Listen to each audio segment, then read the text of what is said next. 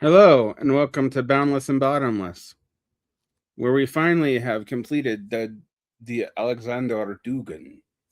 Um, as I like to think of him, a man whose reputation has been laundered by liberals hating him to the point that we actually took him seriously. Yeah, and in a couple different iterations as well.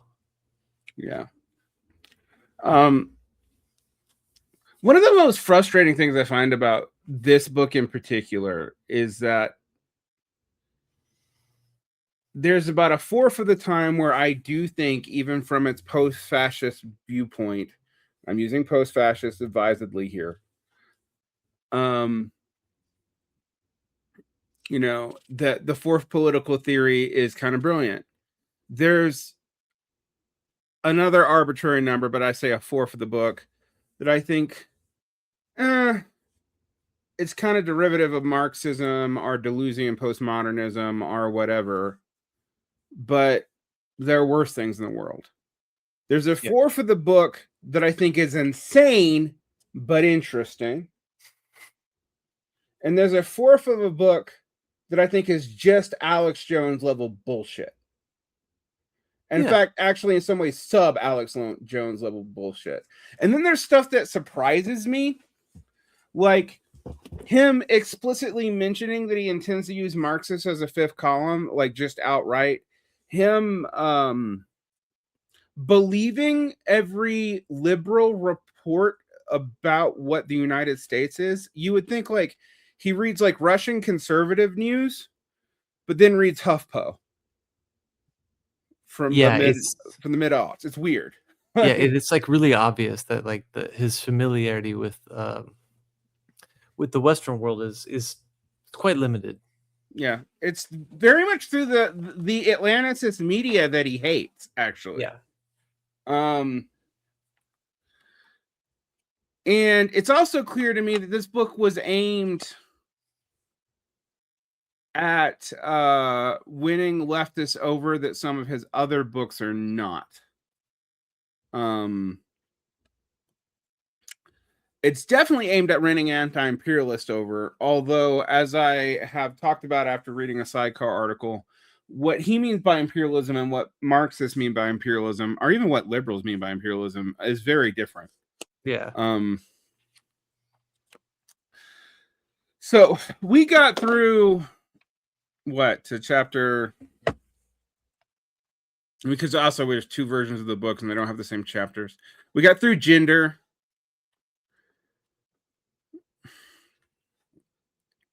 Did we finish Against the Postmodern World last time? Yeah, I think that we're on to the appendices. Oh, yes. Political post-anthropology. I want to go through these. I think I'm going to spend more time on these than I am on the things that come after it. The metaphysics of chaos, which I think we kind of sum up pretty quickly. But also in our blender. Okay, so let's put in our blender what makes up an Alexander Dugin. So we put in E.H. Carr as the serious version and Farid Zakaria as the unserious version of multipolarity thesis. Let's add that into the blender. Okay, let's put a little bit of Orthodox Christianity in there and the Ruski Mir, so some Eurasianism and some civilizational state stuff from Huntington and the people that Huntington ripped off, like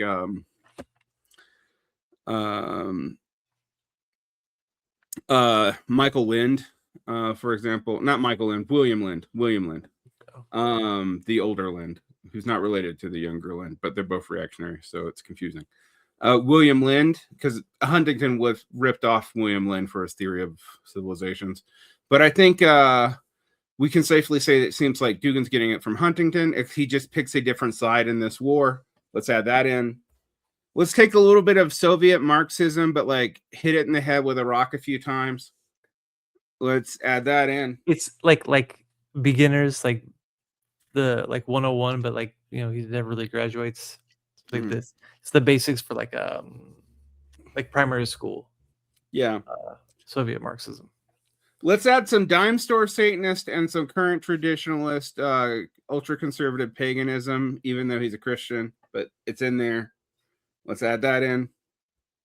Let's add some Deleuze and Guattari just to make everything confusing, and a lot of Heidegger. Let's add that in. Let's add in 3 tablespoons of Alex Jones, pure frogs are gay. And I had forgotten about that. 2 tablespoons of egregore and weird ass internet mysticism. And then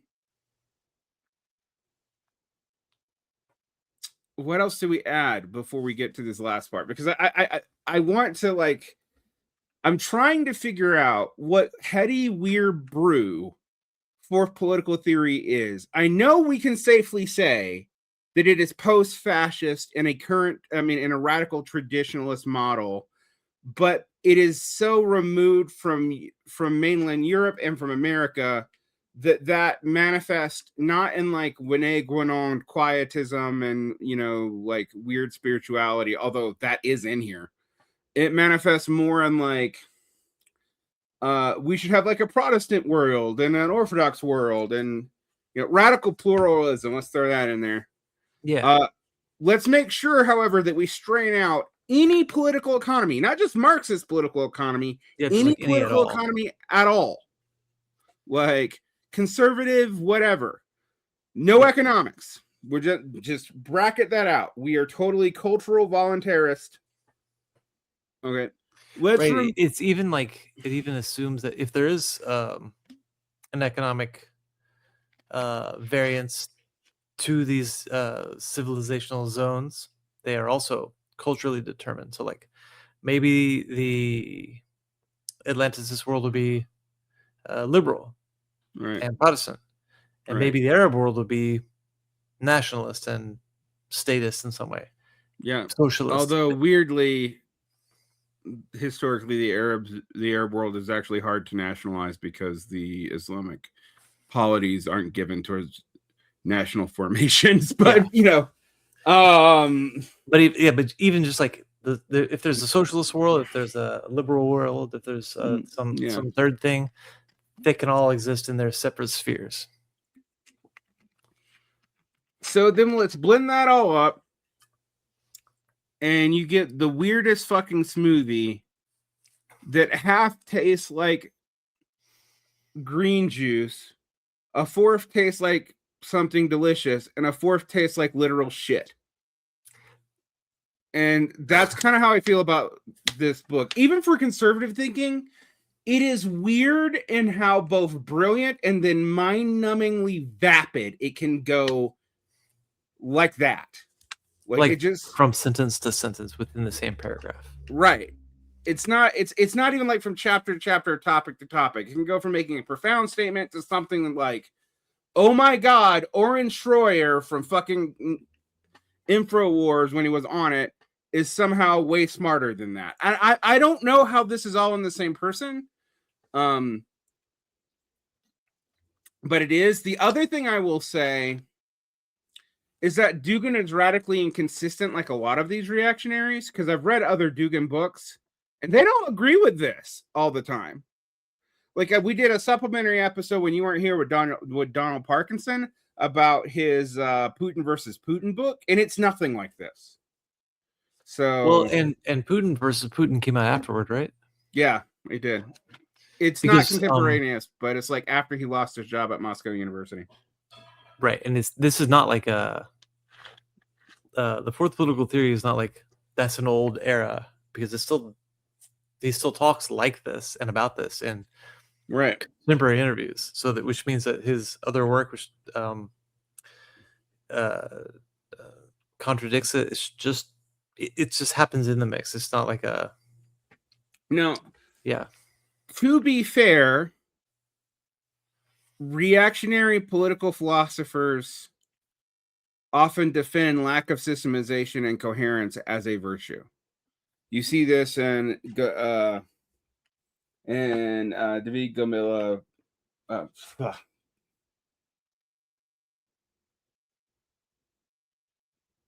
What's that guy's name? Don Concho.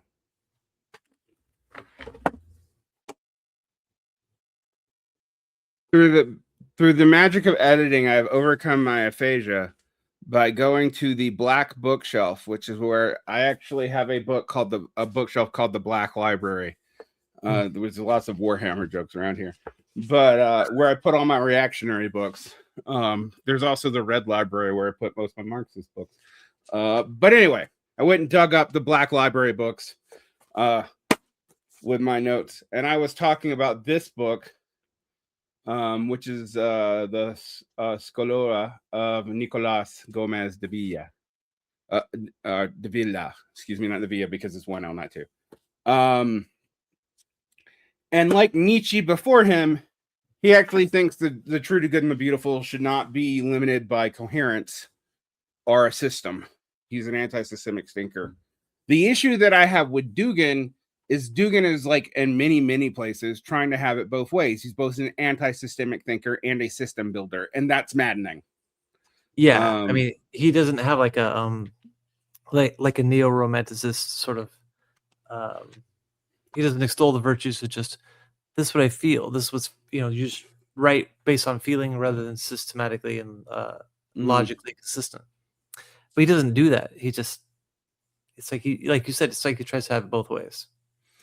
Now, I do think I would need to read his book on Platonism, his book on political Platonism, to really understand what his actual philosophical assumptions really are. But like, I'm supposed to be able to get that from this book, and I don't think I did. That's my takeaway before we get into the appendices. And I know that we soured on this book. People who've listened to me talk about books know that I often sour on books as I read them very closely for like a fourth or fifth time. So I'm usually like, yay. And then by the time I'm done with a book, like teaching, and I'm like, I see everything wrong with this book. So that has happened here, because I will tell you, I did not respond to this book as negatively the first two times I read it. Although parts of it did have me scratching my head. I guess I just sort of like skimmed over those the first read. So let's get into this politics of post-anthropology, or political post-anthropology. And I feel like it's going to be redundant, but I don't know that yet, even though I've read it. But I haven't like done the line by line. So I'm going to read each statement and we can respond. Can't wait. All right. 1. Each type of political system and each type of political history operates in accordance with the normative political type of the human. We say a man of the Middle Ages, a man of modernity, and so on, describing a specific historical and political constructs. These constructs are directly dependent on the organization and formalization of power relations in society, not political economy. I'm pointing that out. Right. And relate to the axis of power, which is the essence of the political, and with the designation of one's friend and enemy, see Schmitt, which is also the essence of political. Well, you have two essences of political, but I'm not going to get into Aristotelianism, but double essences is a problem. Anyway, each political form provides a different model of power and such identification. However, many political systems exist, and each has its own political anthropology. Political theology, which is something else, Dugin, see Carl Schmitt, which he just like cites as if that settles the thing, suggests a policy and political system reflects, in certain cases constitutes, a standard of political anthropology. Yes, each politics is its own anthropology, according to Schmitt, but like that's a crazy, there's so much work being done in the clauses of that. So I would say, 1, before the advent of modernity, there is some truth to power relations being the dominant form of society, because power relations are contiguous with and the same as economic relations and military relations in pre-modern society. And by that, I mean the separation of the economic and the political is an illusion of the capitalist and liberal worldview. I would agree with that, right? But it's not power relations that just dominate, because the power relations are subordinated to the reproducibility of society in its material essence. For a Marxist, aka your ecological and economic base. Well, right, because power, what else is it? Right. Power being the power to do work. I find all this Foucauldian power bullshit to be mystifying as hell, but it's super common in postmodern liberal theory, so I can get why, you know, people might not bat an eye at how problematic this is. But this just looks like you're taking Marxism and saying, yeah, Marx is right about the different forms of society, but it's all about power relations, and power relations are about friend and enemy distinctions alone. I think the And other thing is that for somebody like Dugin, who is so he positions himself as being such an opponent of this postmodern thinking, he doesn't even bat an eye at absorbing a whole lot of postmodern thought. It's almost I feel like he absorbs after revolutionary conservatives and people he won't admit are fascists like Carl Schmitt and Heidegger, who we pointedly noted he skipped the fascist part of Heidegger's trajectory, although he uses that theory.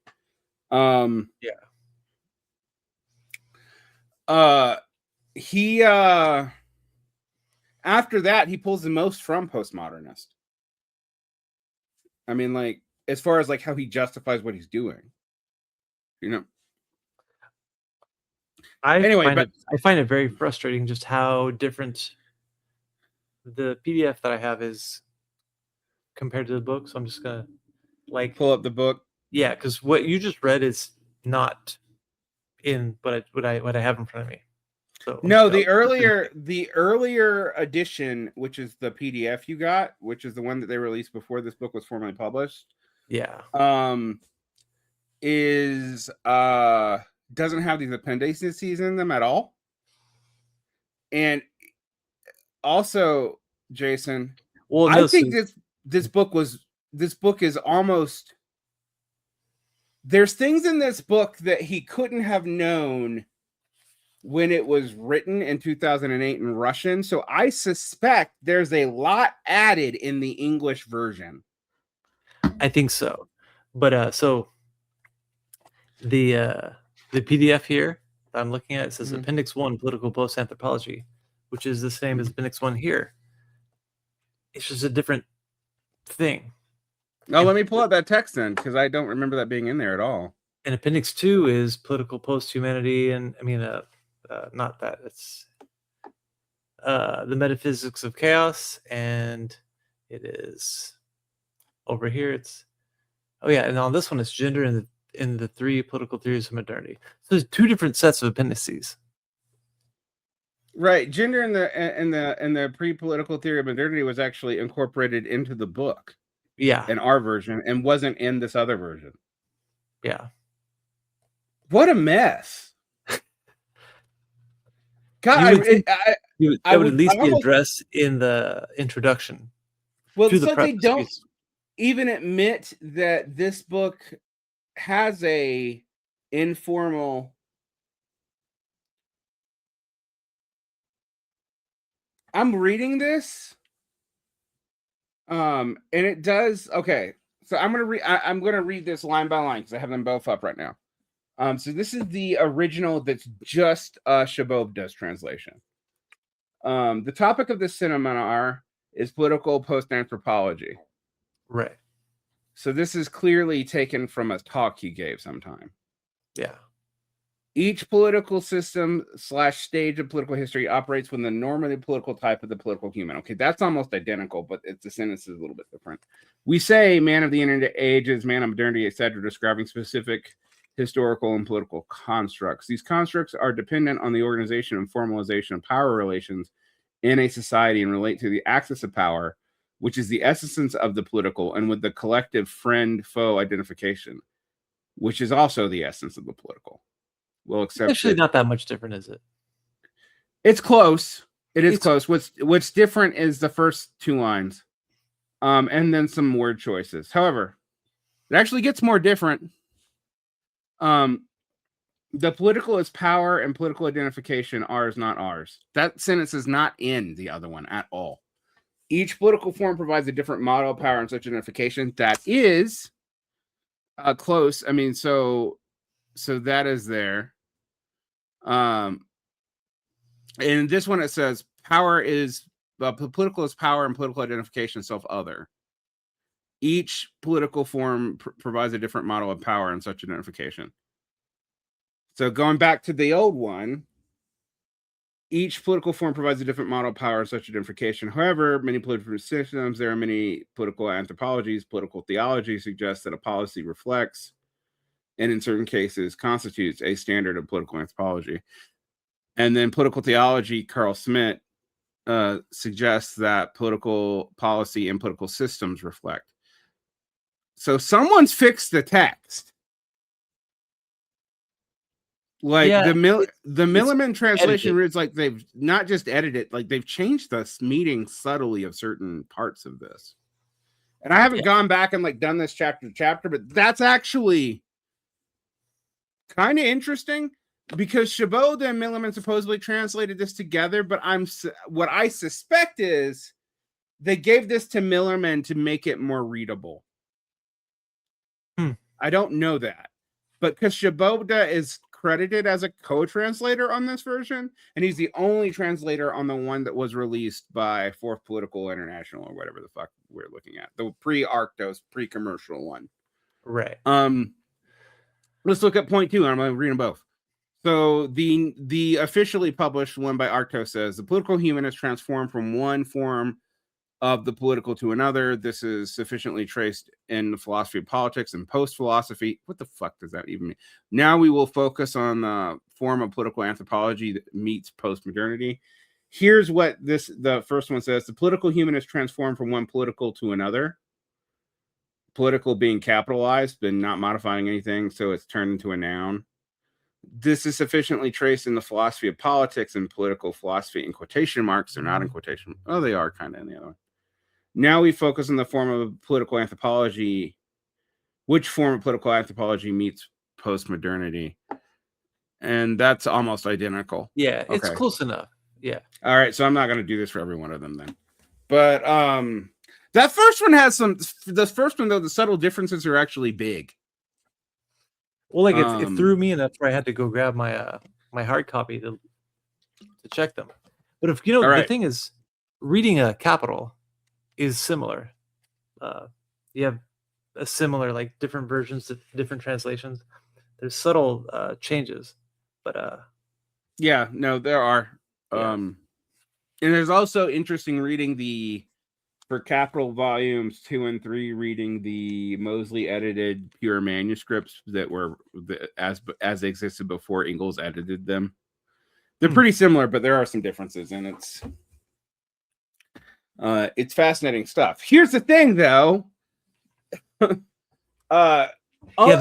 difference here is that Dugin is alive still, right? For all of this. And also, this is a finished book, supposedly. Yeah. Whereas Capitals Volume 2 and 3 are unfinished. Right. So, anyway, I don't know which. They're both stilted in different ways, though. So that's like hard. Like I'm like, which of these is better? And I'm like, no, they're both a little bit weird. So the original Russian is probably strange then. All right, probably. Postmodernity is something that sets in and steps on us. Again, ideas do stuff for Dugin. We've talked about this before, but there's this way in which he gives ideas like literal personification and like human aspects.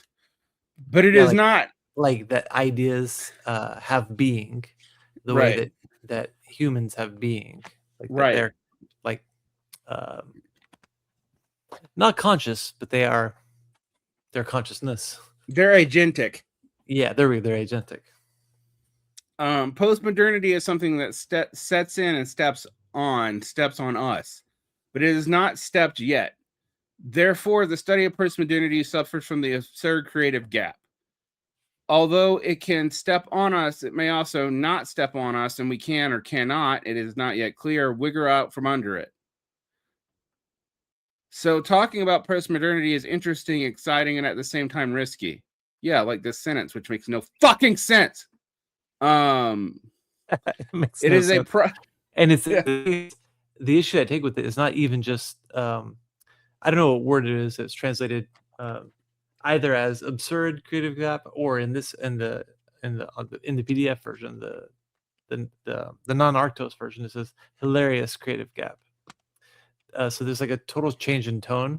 That's not even the issue I'm taking with it. It's more like, what does it mean that postmodernity has not stepped yet? Yeah. Even in the metaphor, it's not clear. Yeah. So talking about I read that. It is a process with an unknown end and an uncertain meaning. What is the it? Which it?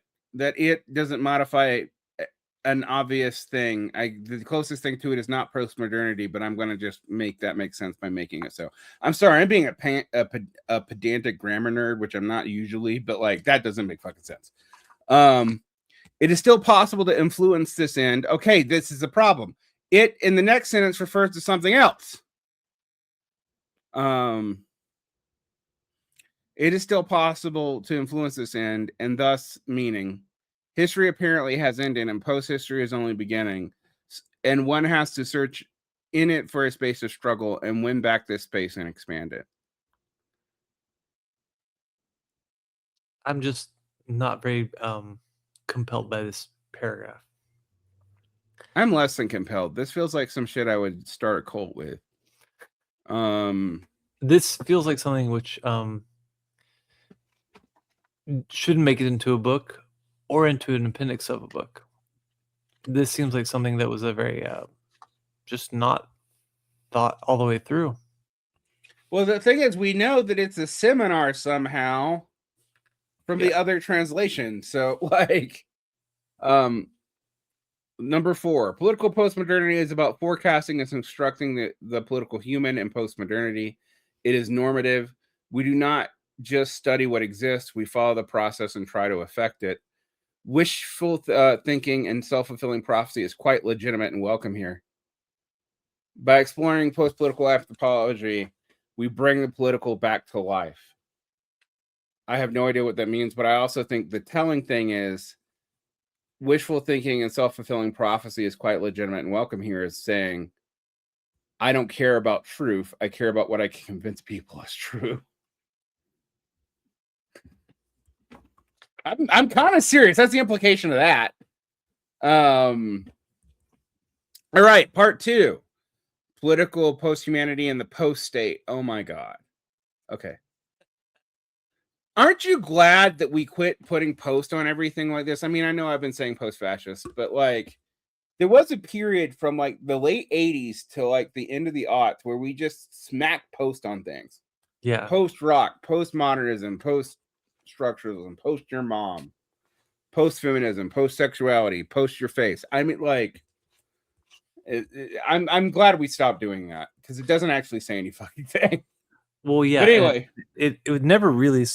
It really never said as much as people thought it did, and then at a certain point, it's just started becoming like, if everything is post whatever already was, or like, what's a better way to put this? So now you're just really whatever. Just it was overused. Yeah. You're just denoting the passes of time. Yeah. That's what you're doing. Anyway, the absolute features of post-humanity, of postmodernity are, okay, we added post-humanity here. Depoliticization, anonymization, not atomization, anonymization. No, autonomization. That's what. Excuse me, I misread that. Autonomization. Yeah. Okay. Yeah. Okay. Autonomization. So like automation. No. Yeah. No. I think. Autonomize. Yeah. Not automize, but wait. Yeah. I got it. What does autonomize mean? It's not automate. It's not automation. It's not atomize. I'm looking. Automatonize. Is that what it is? So autonomize is to make something autonomous. So autonomization is the process of making autonomous autonomy spreading autonomy. I guess.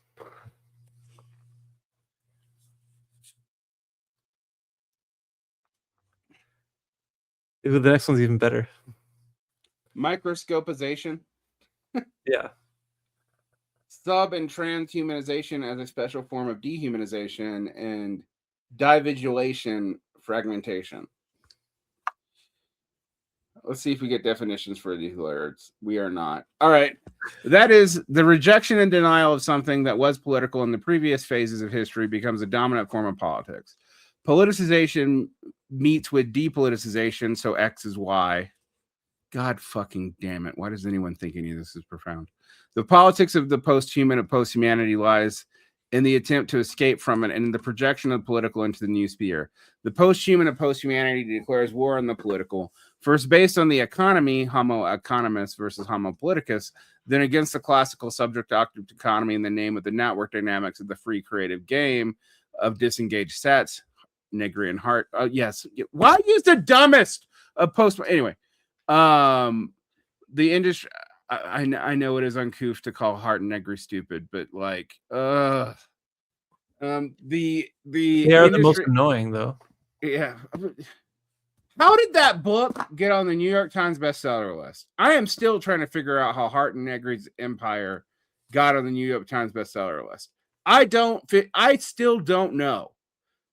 I bought it when I was 19 because it was, and it was like part of the Progressive Book Club. And when I actually think about it, all it was is left populism written in the most obtuse way you could possibly do it. It makes Muffin LeCloud seem perfectly fucking clear. I mean, that actually might be the answer about when you ask why or like how did it make it to the New York Times bestseller list. Maybe that's why. Maybe that's how. Obtusely saying something super basic. Yeah. All right. And it would frustrate and upset young people who might be drawn to more radical, challenging things if it was, like Michael Parenti's books were not on the New York Times bestseller list, but Hart and Negri's were. Yeah. Yeah. Can we read something good, though? Not if we read the appendices of this book line by line. Yeah, I'm gonna. I don't know. I mean, I feel like I kind of have to because I want people to understand what we subjected ourselves to. Yeah. But I'm not gonna do it because how many more of these are there? We'd never get done.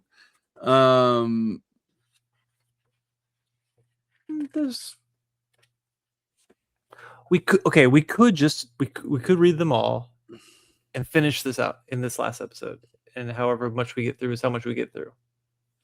Or we could try to skip ahead and do this a little bit more quickly. The problem is it's really difficult to find out what's worth reading in here and what's not, because it's garbage gook because it doesn't stick, because I read it 2 days ago and I can't remember what any of this shit says.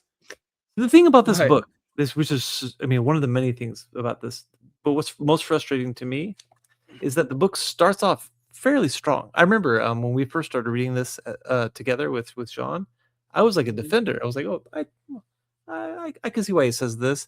I see what he means here. I'm assuming, I'm hoping what he means here. By the end, I'm like, I don't want to read this anymore. I think it's like he just ran out of steam.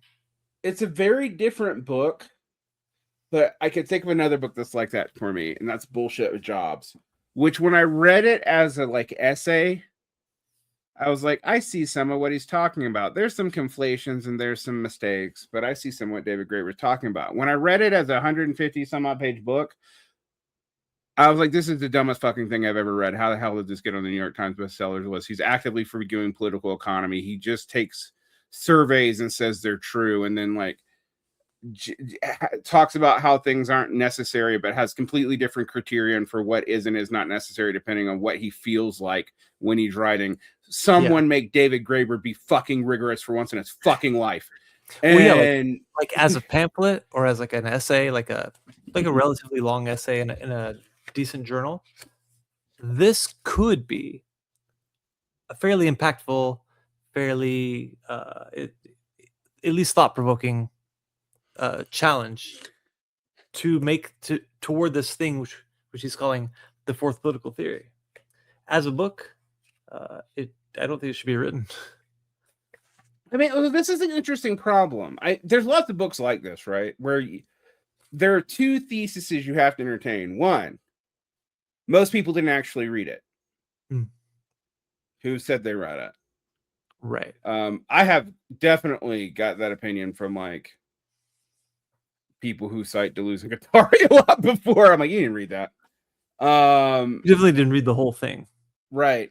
But I do sometimes wonder if maybe the people did read it. Let's be charitable for a second.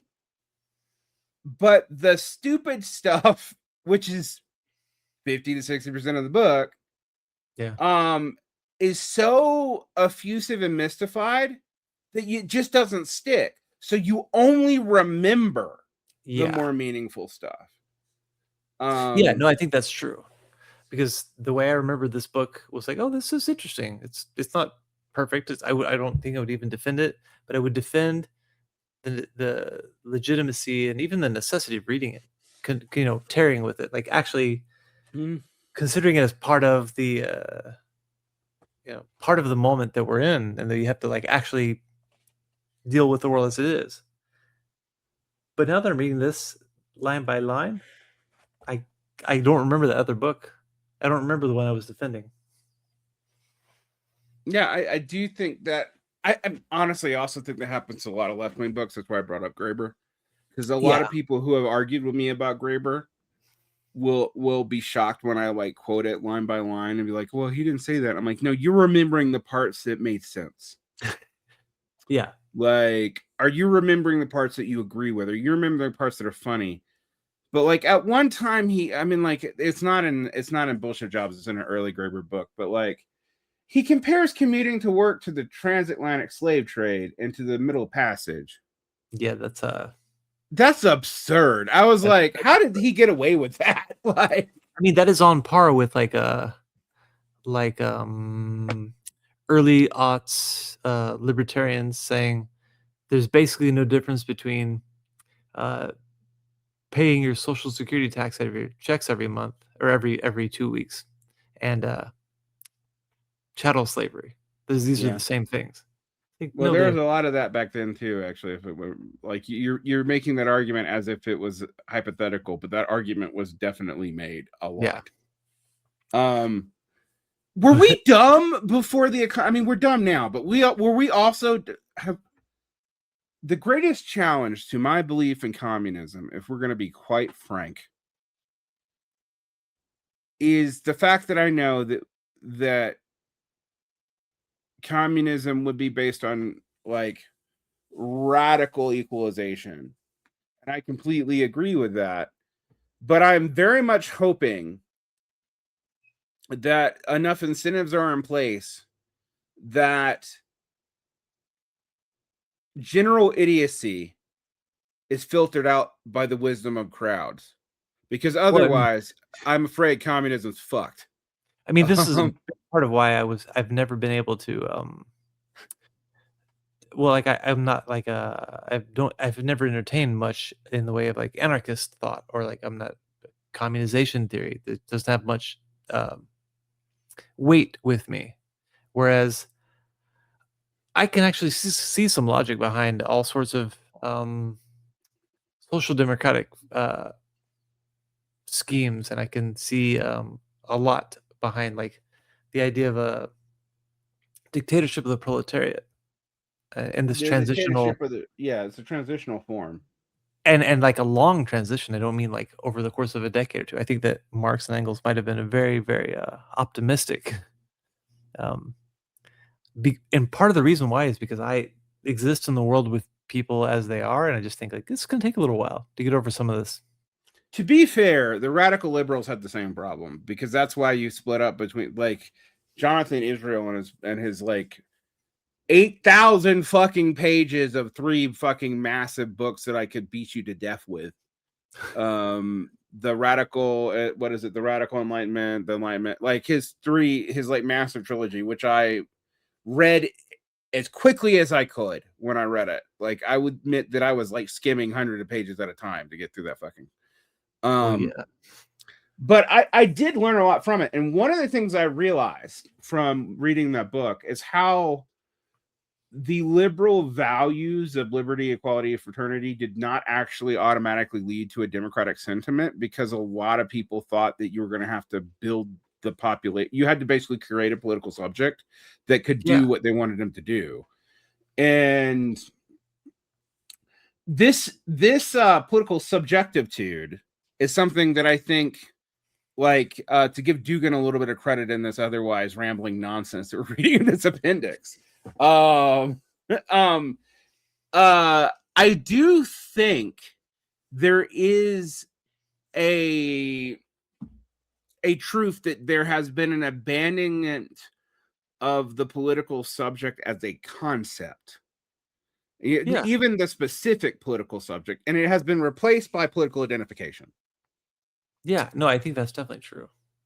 And the thing about political identification is that it's a passive form of politics. You identify with politicians, you vote for the people to represent you, but you don't have to do anything. And I would even go as far as to say it's a pseudo politics. Right. It feels political, but it's a fandom. But it's a fandom, exactly. So it, like, this is the irony of Anton Jaeger's hyperpolitics. And there is a way in which, like, I was talking the other day about how, like, Graham Plantner and Maxwell Frost and a bunch of these post-Bernie, like, populist progressives who I don't love, but who are very popular in the Jacqueline crowd, are talking about how you'll own nothing and like it, and everything's rents, and this is a corporate takeover. And I was like, there's a rational core of this, but unfortunately, the people who actually started saying this earlier on were like Alex Jones and conspiracy theorists, and they just painted a cabal of whomever, globalists, Jews, lizard people, etc. For it, whereas these other people are blaming neo-feudalism or specifically capitalist greed, which I actually point out is actually reactionary philosophy. But I pointed that out because even someone who I don't respect at all, like Alex Jones, can be on the id of what is a very left-wing point, but is totally misconstruing it for his own political ends. And then progressives will come to the same conclusion like a decade later and try to clean it up. But in cleaning it up, and condemning only part of capitalism is a justification for capitalism. Yeah. And I think this is kind of true of Dugin too, honestly. Like, there are elements that Dugin is really onto things that, I mean, what is also interesting about this book is it's old enough to be dated. I mean, it's approaching 20 years old in its Russian form. It's over 14 years old in its English form. But it is also weirdly, it doesn't feel like a project of 2012. It feels like a project of 2005 and also 2015 simultaneously. Right? Like, it kind of feels like it feels like it's taking the mid 2000s, skipping the financial crash, the world, because economics don't matter. Yeah. Like, and thus skipping the Occupy moment, the whole Obama presidency, the shift in the tone of geopolitics, and then picking back up in 2015 as if this 10 years in between them just didn't happen.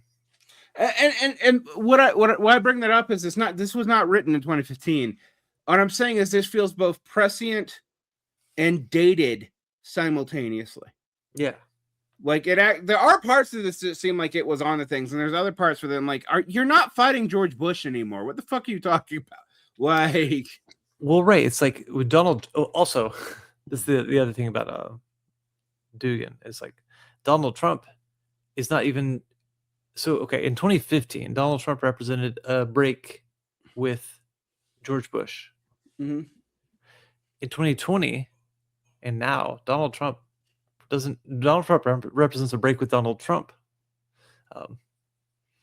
So like I think that you can't skip over the things which you would prefer didn't exist, because if that were the case, then I would be talking about what's wrong with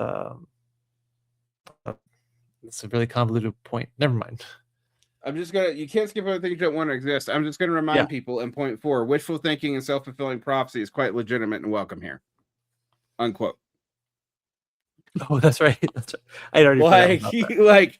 like we can be delusional because we want to project into the future. All right, you know what? I'm not gonna read each one. But I am gonna like read the first sentence of each one, which may actually still be the whole thing for some of them, but whatever. The post-political, post-human. Oh my God. All right. No. I hope that sounds better in Russian. All right. Overthrows power in the collective. in the non-Arctos version, it's just post-political human, which at least makes more sense. But in the final version, in the book form, it's the post-political, post-human, which is Millerman. I'm looking at you. That did not help. Yeah, that doesn't help, dude. I'm gonna spare Dugin. And maybe even Chabot does honor on this one. Millerman, I suspect this is you. But anyway, overthrows power and the collective, and then his or her own individualized identity. Okay. He does not recognize power relationships over him. He does not know self and other. Okay, stupid. And not true, actually. That one's just not true. It's not just mystified. And how we know it's not true is the second sentence. He does not recognize power relations over or under him. That's kind of true, but not really. He does not know self and other. That's false. He does not accept or understand anything that lies beyond the scope of his microcosm. Maybe. Yeah, I would just say this is another paragraph, which is just unclear. Thus far, I don't really know why this is an appendix.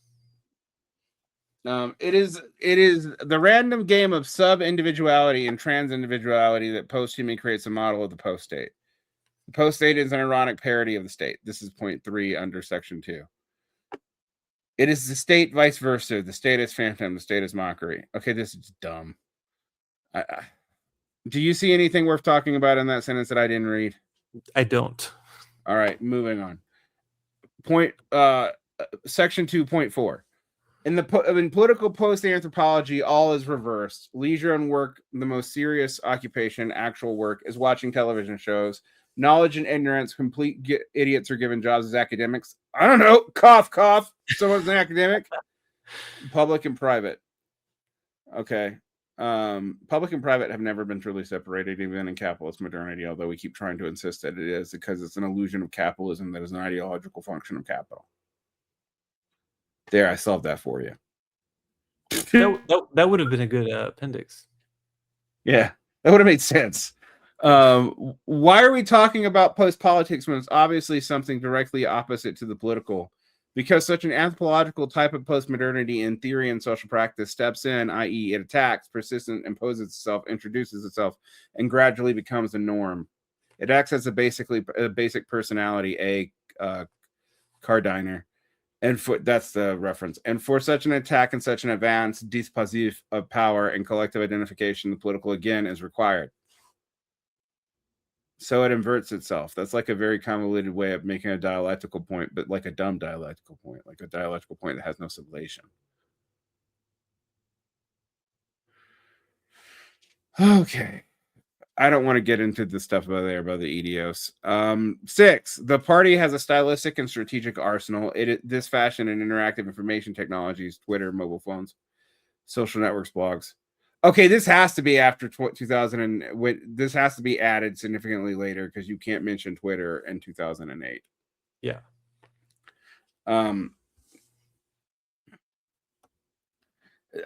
Some nonsense about the French is in this. In French, fashion and technology are changing. In French, fashionable is often referred to by a slang word, branche, literally connected. Fashion and technology are changing rapidly, and one is who is connected is the one who is changing along with it. Like, okay, cool.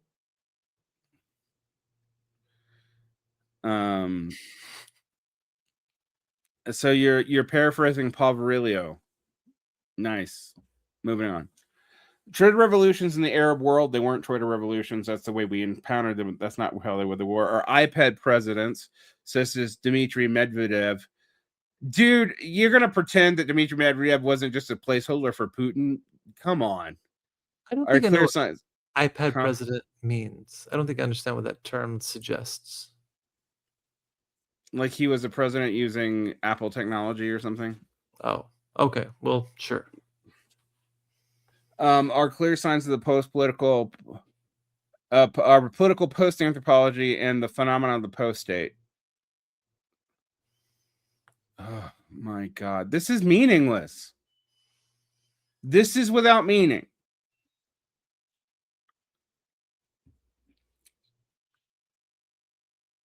The revolt of the elites and the oscillation of the intensity level is of consciousness of the ruling groups are near zero.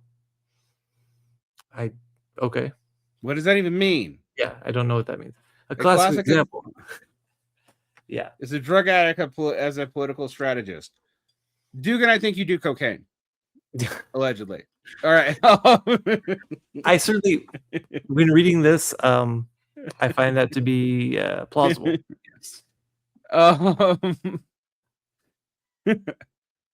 Like any political, I'm not going to slander the man. He's probably sober, except for whatever they do in Russia. Like any political model, the political post-anthropology can accept it and may be rejected. It does not matter how it would insist on its own natural. How would it do anything? I can't even tell what it modifies. You have two different abstractions before it. A person can be both a structure of power and his own identity. What the fuck does that mean? The post-state, Twitter revolutions, and iPad presidents are all part of a single twin, stepping on and intruding. You know what? I am going to ban all political theorists from using slogans ever again. No more slogans for any of us, because we obviously cannot be trusted with words. Because this is like Epstein class, which is also like superficially meaningful, but also not all that particularly true. It seems like a way of like, I don't want to talk about capitalism, so I'm going to pretend that it's just predatory vampires at the top and not the system that creates the possibility for those predatory vampires to exist. I can see why it has populist. Anyway, go ahead. I think it has a utility in a certain moment, but then that moment that passes, and then you're just still using the term, and it's less descriptive and less powerful. It's basically, it is a reason to, like you said, to ban the use of slogans, at least in writing. Like if you refer to the Epstein class in a speech during a war within a few months of the Epstein, let's call it. Yeah, that makes sense. That makes sense. That makes sense. But like trying to use it as an analytic category. Because the other thing is shock factor as an invocation is only useful for a very brief period of time. That's the other thing people miss about this kind of language. When you use this kind of language over and over again, it hollows itself out, which is why conservatives are actually very good at admitting new slurs constantly. Because they realize that and we don't. That's all I have to say. That's all you have to say, but that'll be enough for now. Yeah. This is section 3, the political soldier in a simulacrum, aka all right. This is Ernst Jünger meets Baudrillard in a way that makes no fucking sense. Because this reminds me of the anarch versus the anarchist and Jünger, and if you've not read later Ernst Jünger. Also, he did a lot of drugs, so just another classic example of drug addicts as political strategists.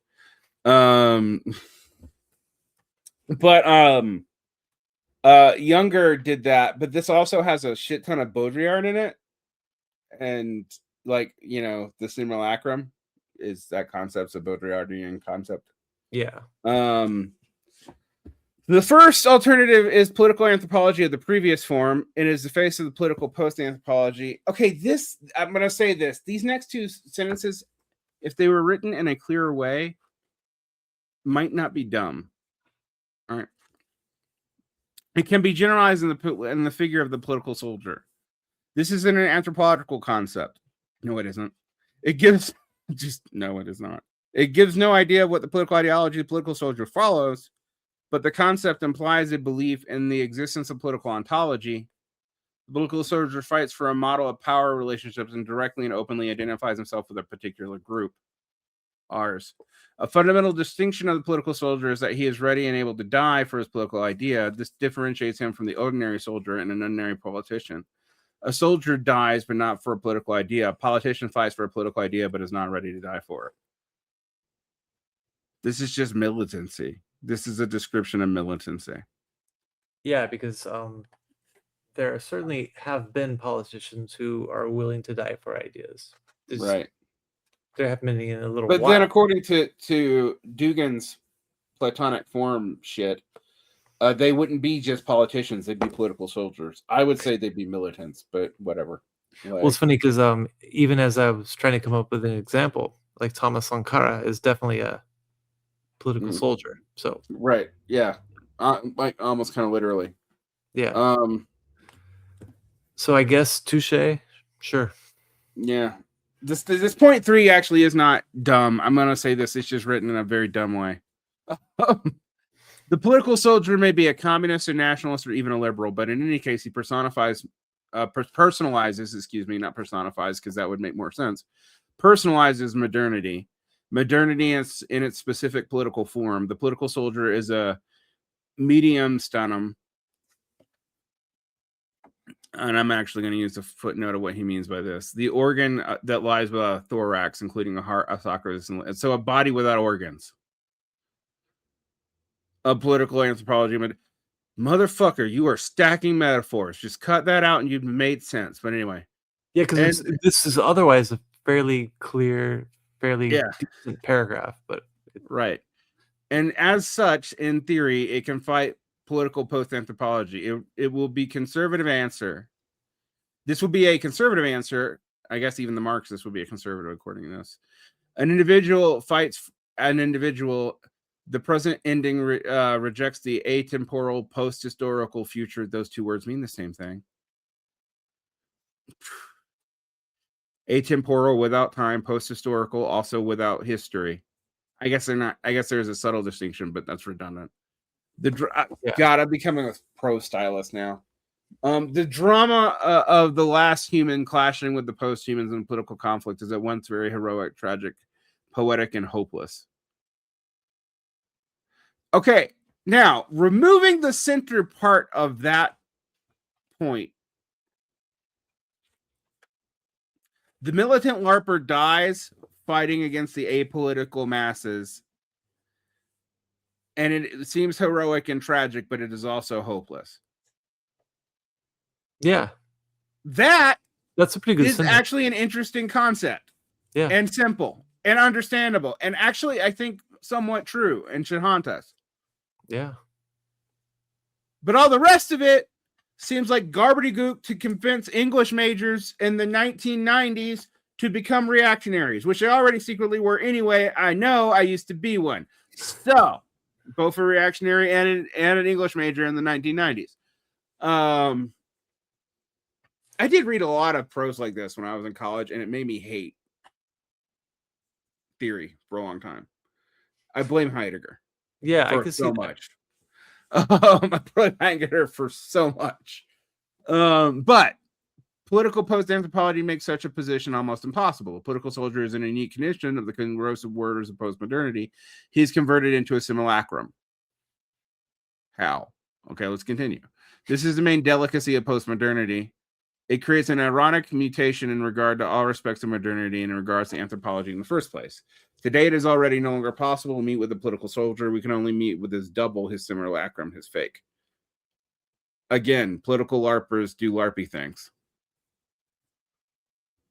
In this anthropological series of political and anthropological forms, postmodernity installs a vicious link. All threads that connect the political arena of postmodernity with modernity and deeper into political history are broken at the moment of postmodernity, and there is found a knot. After the knot, all that is visible continuality, a fake segment is situated. Today, there are no political soldiers. All that is left is their shells. All is LARP. Okay, cool. Moving on. I could have said that in one sentence. Maybe one paragraph, just so that you could be flowery if you wanted to. Yeah. Alternatives. I'm sorry. I meant for all of that. I meant like this entire part 3, the whole thing. Yeah. No, I'm with you.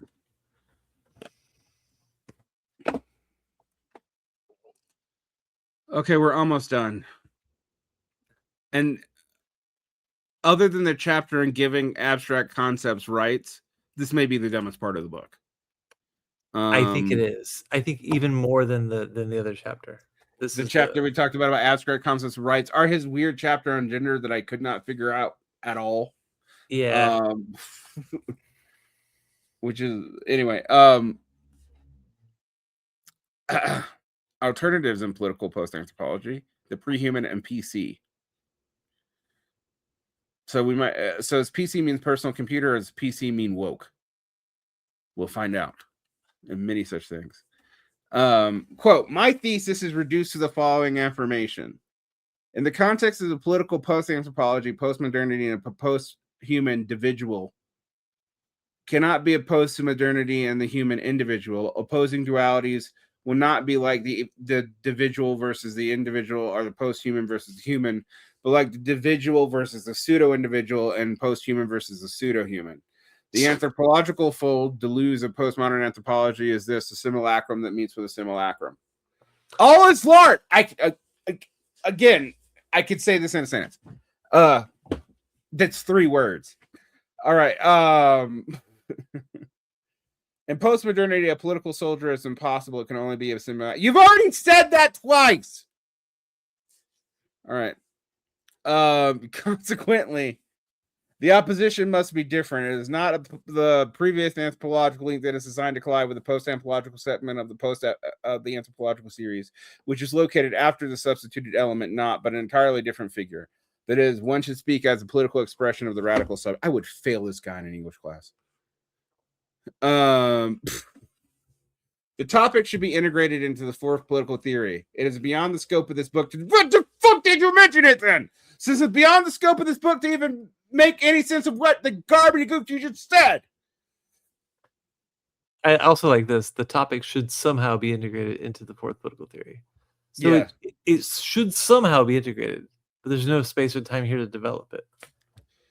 That means you should just not say it. Yeah. But in general, we can say an alternative political post-anthropology is also panthropology, but different. Did he literally just do same, but different? Yeah. He did. He did just do same, but different. Yeah. Is this an assault on my cognition? I think it might be. It's kind of like how that when you read the phenomenology, it's designed to like break you and help to like reform. Basically, it's like the reason why it's the introduction is because you need to like work your way through it, because it's like it's a strength training.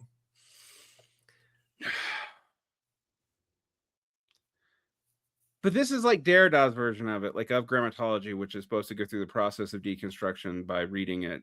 But by the end of it, I was like, I could have said this. This is a 2-paragraph gloss on Heidegger that you stretched out over 300 pages. That's how you write a book. That's not how I write a book. Is actively. I just wrote a book, Jason. That is not how I write a book. No, that's true. I co-wrote a book with Daniel Tutt, and I explicitly was like, "Hey, when we start getting weird and academic, can we stop though?" Not because I don't like people always. I find it crazy that people who read shit like this say I talk over their heads. Well, yes. Again, I think it goes back to what you said before. I don't think a lot of people who say that they've read this have actually done so. Or Yeah. they might have read the first couple of chapters or the first part of the first couple of chapters. Well, I'll be charitable. I don't remember this either, and this is the third time I read this book, and now I'm like, now I have sometimes skipped indexes. I don't remember if I did or didn't, but I'm now like making myself read this slowly makes me angry. Yeah. When you read it fast, you can fix it. You can be like, okay, this is just what he means. I can ignore half the verbiage here, right? Like, but when you're actually like close reading it, it's a different thing entirely. Okay, so let's get through these last 3 points so we can then talk about the chaos thing. We already mentioned that he said that this should be integrated somehow, but isn't. But we can fix this by saying it's same but different. And no, I'm not being uncharitable. That's what it says. An alternative political post-anthropology is also post-anthropology, but different. All right. 5. The roots of transgression of humanity's boundaries and limitations may not be as such as in the case of the individual, but it is not really the human that meets with the post-human in the political post-anthropology, but a pre-human, a pre-concept of the human. The point of origin that came before the human is parallel to him and will remain after him. Well, what the fuck is that? Yeah, again, I don't know what this is trying to say. Nothing. Trying to say nothing. All right. Lastly, here we can also touch on the delicate theme of angelomorphosis. I've never encountered that word. To turn into an angel is what it would mean in translating it from the Greek. Angelomorphosis. It means. Well, I'm gonna have to use a different search engine because it didn't even show up. It's not a word. Yeah, I think it's not a definable term. But it is not. Reducing from the roots metamorphosis and replacing it with angelo, I can deduce that this would mean to transmogrify yourself into an angel.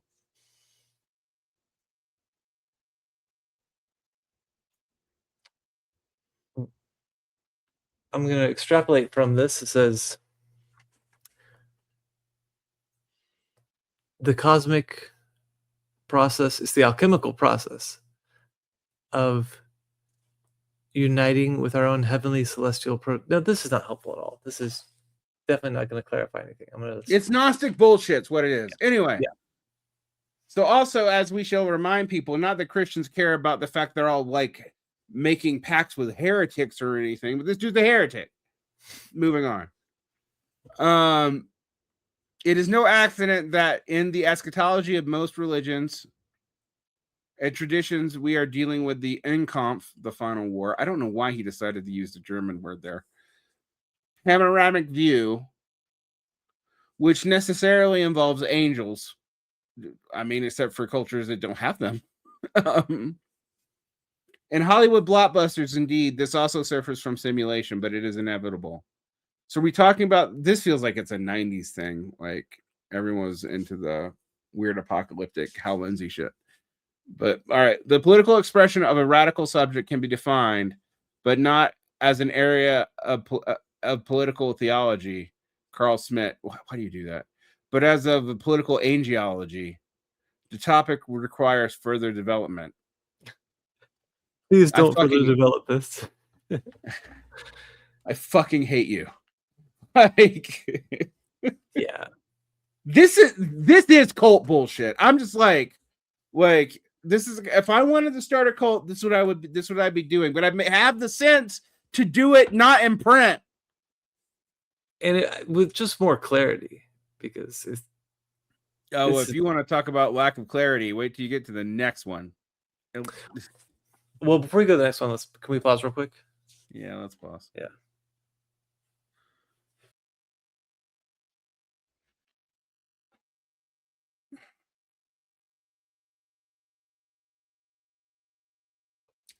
I'm going to read the last 4 paragraphs of this because there's 2 big conclusions in it. So I'm just going to skip all the other weird Greek stuff. This is a thing and that is not in appendix 2 of the original translation that we have from Marxism. I don't think this is in the original book at all. Appendix 2 in the book from Marxism becomes the final chapter of this book, which is the weird chapter. Well, no, it's not. It's the chapter before the final chapter, but it's snuck in. This is called the Metaphysics of Chaos.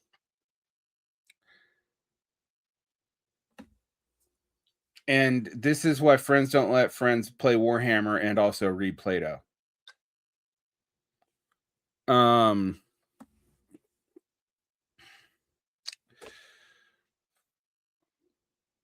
Actually, I'm going to just go through it really fast. The modern European philosophy began with the concept of logos and the logical order of being. I mean, if you start it with Aristotle, sure. For over 2,000 years, this concept became fully exhausted. That's hard for a Christian to say, Broham. But anyway. All the potentialities and principles laid in this logocentric way of thinking have now been thoroughly explored, exposed, and abandoned by philosophers. However, the problem of chaos and the nature of chaos was neglected and put aside from the beginning of philosophy. The only philosophy we can now know at present is the philosophy of logos. But chaos is something opposite to logos. No, it isn't. It's absolute alternative.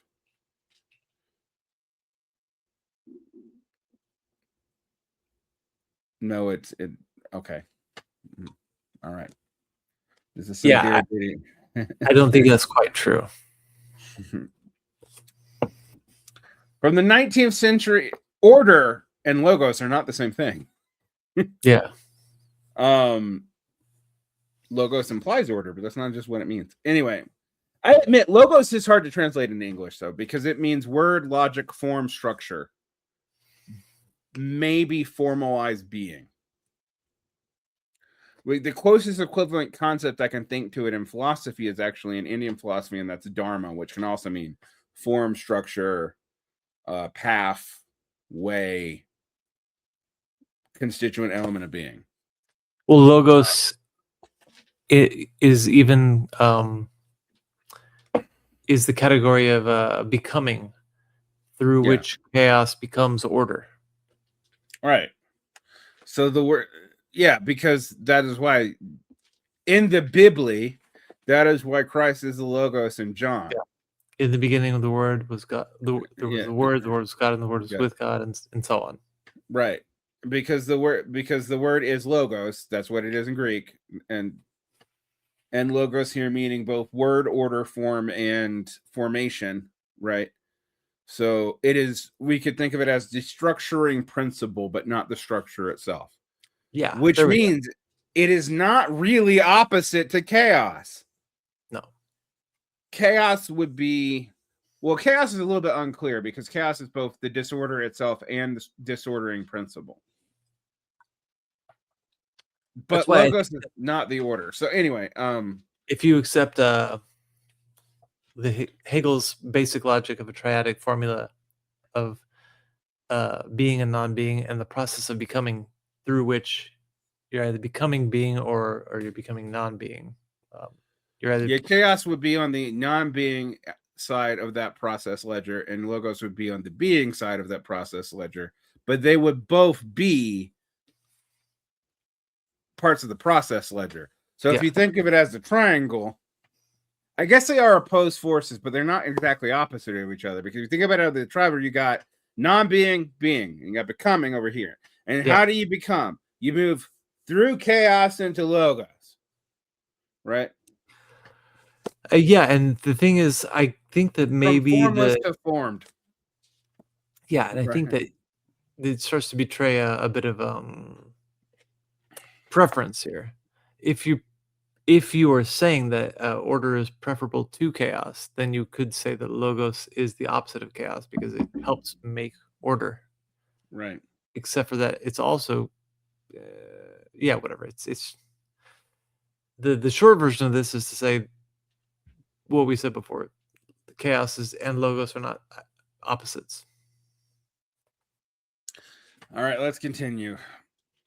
From the 19th century and continuing until the present day, the most important and brilliant European philosophers, such as Nietzsche and Heidegger, man, that's doing some work, began to suspect that logos was fast approaching its end. Some of them dared to suggest that from now on we are living in the time of the end of the logocentric philosophy. That's Derrida. That's not well, maybe Heidegger, but it's definitely not Nietzsche. And approaching something else. Okay, you know what I said about him being a dime store occultist, and maybe that wasn't fair? This is dime store occultist shit. Say, maybe it was fair. Like, you cut a radical reactionary and you find a coffee shop Satanist who's also a Christian. Like, great, lovely, yay. Right. Let's continue, because I want to get through this and I want to have sanity left at the end of this. Which I might not. This might be the metaphysics of chaos might invoke me to a post being state. Because I need to be post-human to get my post-political post-anthropology on my pre-political post-anthropology, so I can same but different it. Anyway, I'm being an asshole, but I am going by what is written here. I'm going to skip ahead a little bit. European philosophy is based on a logocentric principle corresponding to the principle of exclusion, differentiating the Greek diaresis, all corresponding strictly to the masculine attitude, and reflects the patriarchal, authoritative, vertical, hierarchical order of being and knowledge.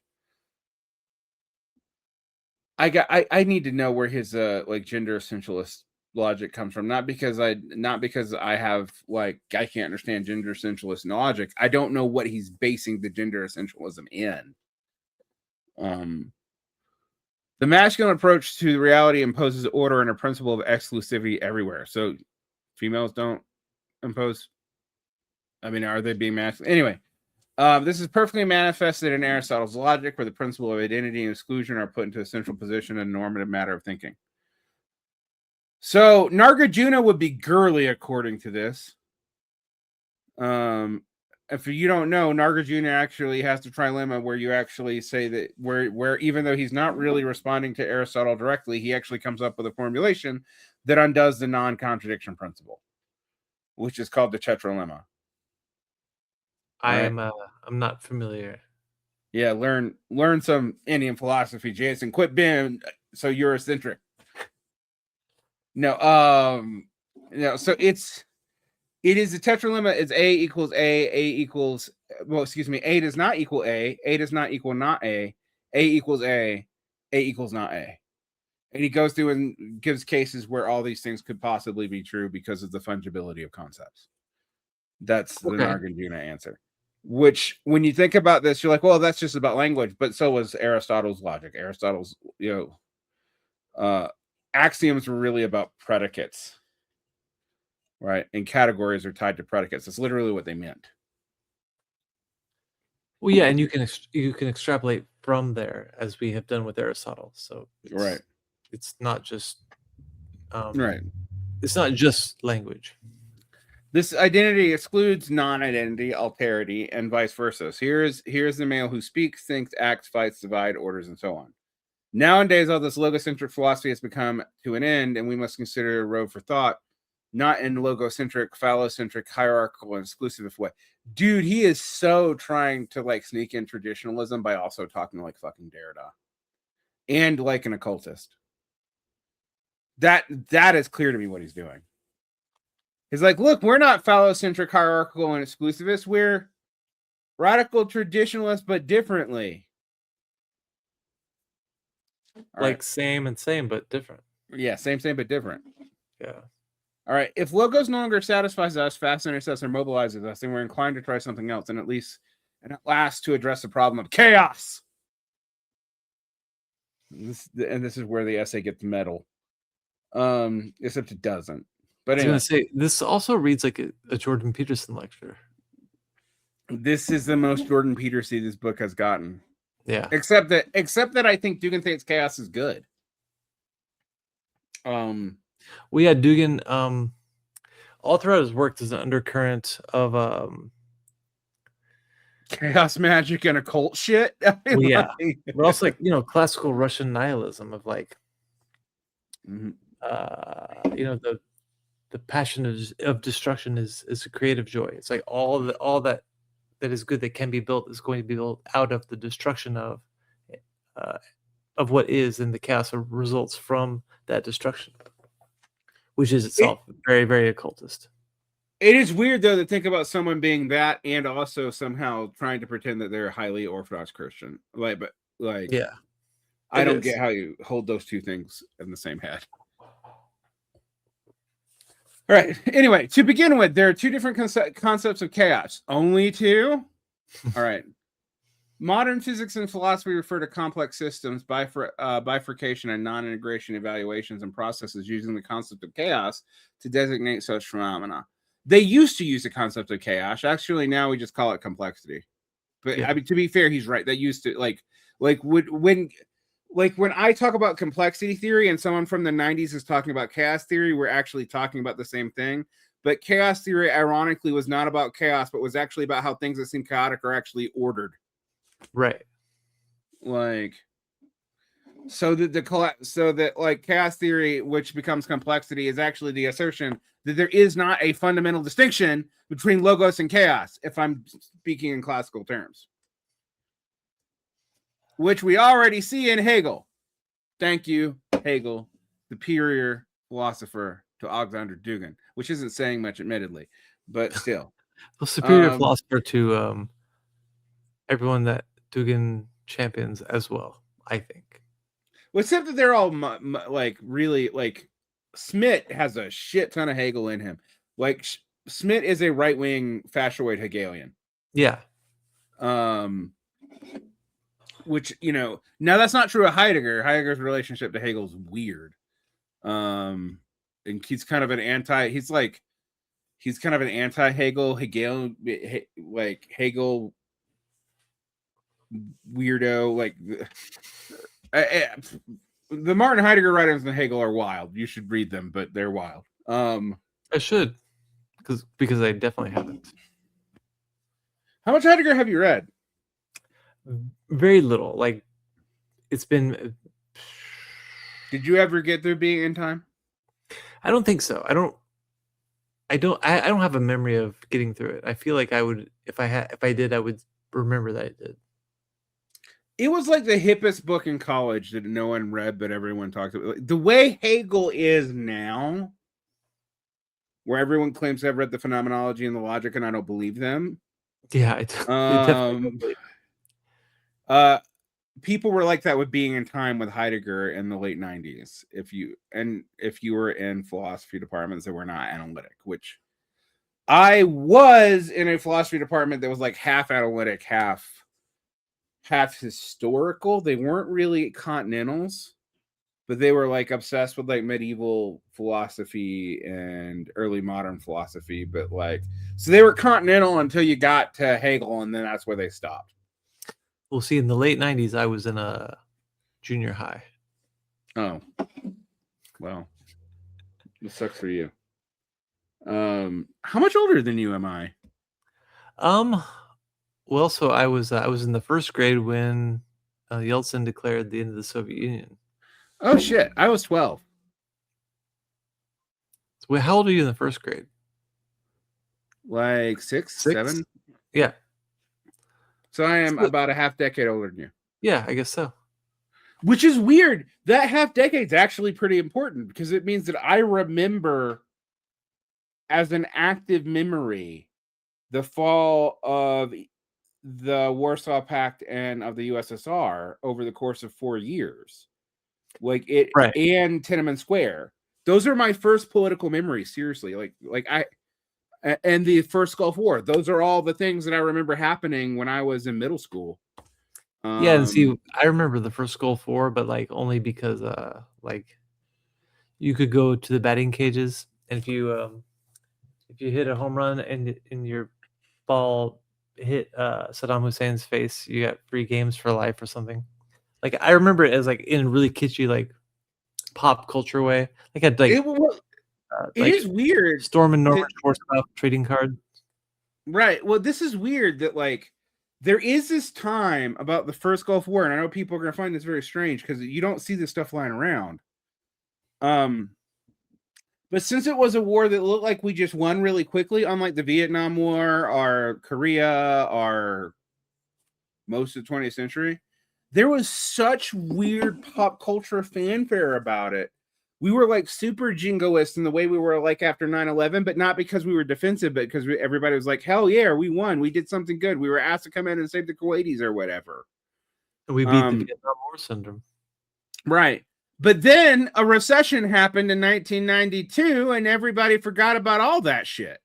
Like immediately. Like I remember us forgetting about it. So I guess, you know, the moral of this story is we're both old. I'm getting very old, but that like when I talk about different old. Yeah, when I talk about like my memory of of my childhood, I am not talking about the late 90s or even the mid 90s, which I think everyone remembers as the 90s. I am talking about the long 80s. Right. And I was born in 1980, but as effectively I was born in the long 70s.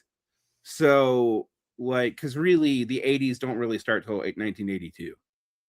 Like, I know that's strange, but like culturally, fashion wise, everything else. But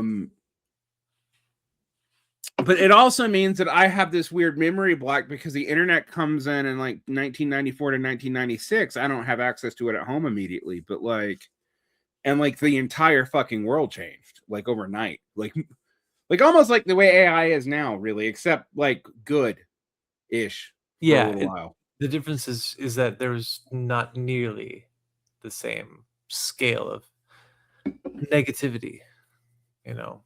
No. Because we were dumb. I mean, yes, but also because AI is worse. Yeah. Well, I mean, like if you think about it,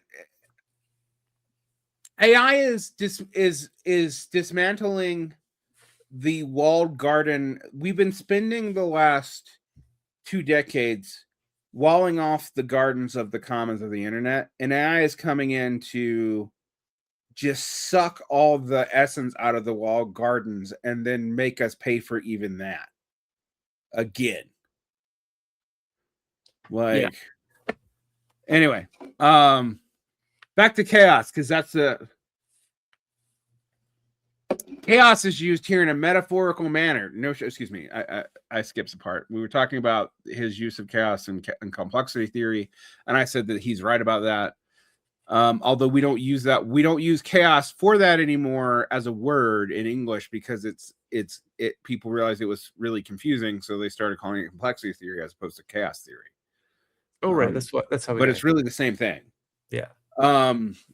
They understand not the absence of order, but the more complicated form of order that is difficult to perceive as such, and is in fact its essence. Such chaos or turbulence is calculable in nature, but with more sophisticated theoretical and mathematical means and procedures and instruments than classical natural science is dealing with. Yeah, totally true. Okay, cool. But why did you mention it though? Because that's not what you mean by chaos. I'm almost fairly sure. The term chaos here is used in a metaphorical manner. In modern science, we are continuing to deal with essentially a logocentric matter, of course, by exploring reality. So chaos here is no more than a dissipative structure of the logos, the last result of its decay, fall, and decomposition. Modern science is dealing with not with something other than logos, but with a kind of post-logos and ex-logos, logos in a state of ultimate dissolution and regression. If logos was in a state of ultimate dissolution and regression, then you would not have a form. You would be a floating amoeboid. No, even amoeboids have a form. You wouldn't even be that. You would be randomly exploding quarks. But aren't we all? I mean, actually, we are, but that's neither here nor there.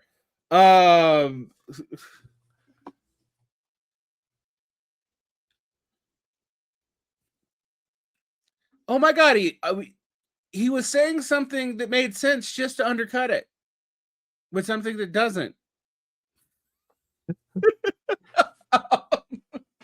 Right. Okay, back to this. In reality, though, this has nothing to do with chaos as such. And we get the occult shit. He drops this occult shit, and then but he does. I think he doesn't think his audience knows who these people are. I'm serious.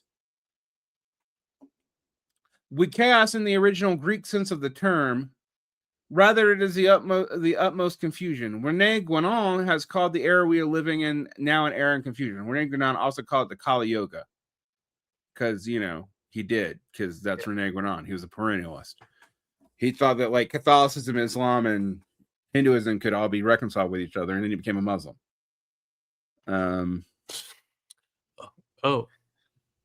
Very French. Yeah. Have you ever read Rene Guénon? I mean, you're religious. You might actually get a kick out of it. He's a quietist, though. He actually doesn't think we can do much about politics, which is why, even though when you talk about radical occult traditionalism, Julius Evola and Rene Guénon are your guys. Guénon is not as hostile to Christianity, but he's quietist. Evola hates Christians, hates Christianity, wants to bring back good Roman paganism, wants to bring out good Roman imperialism and pluralism and all that. And he's also a perennialist, but he doesn't want anything to do with any of that stuff.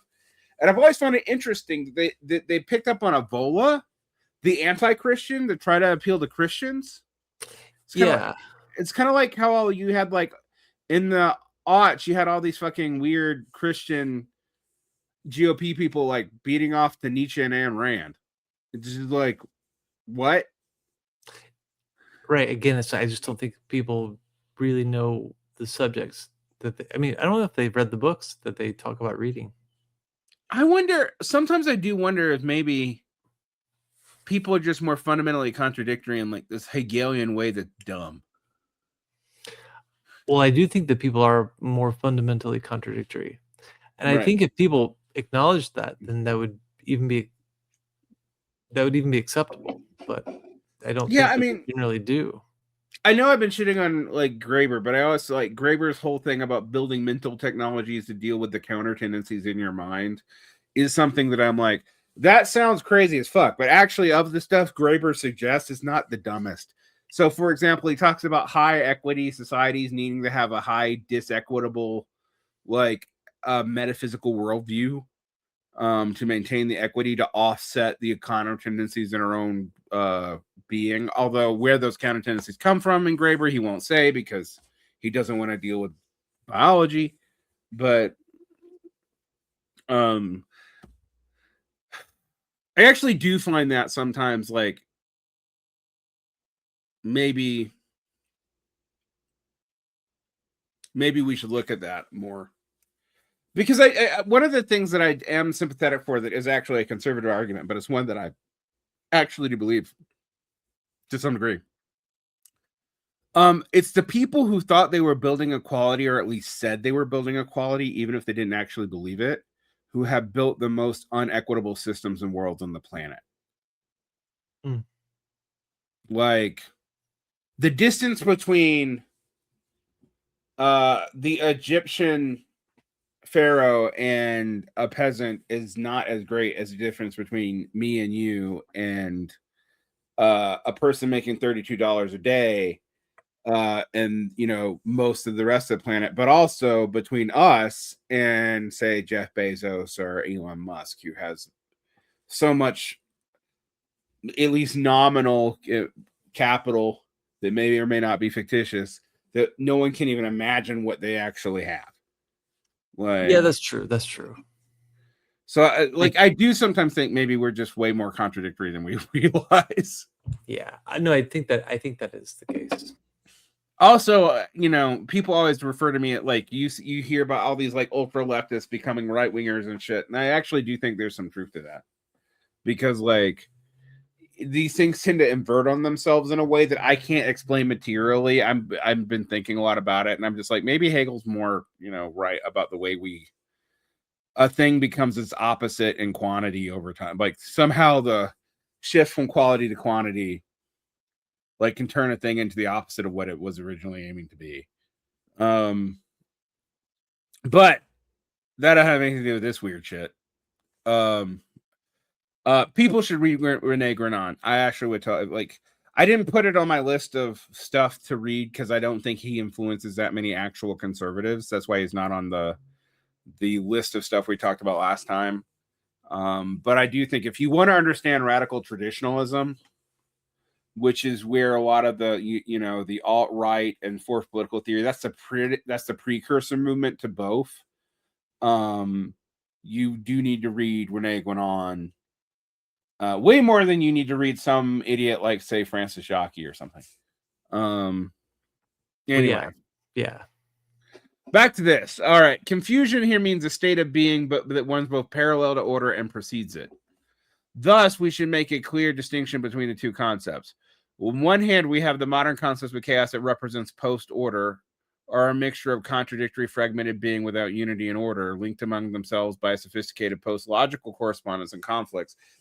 That's not what any of that means. You just said that's not what any of that means. God damn it. All right.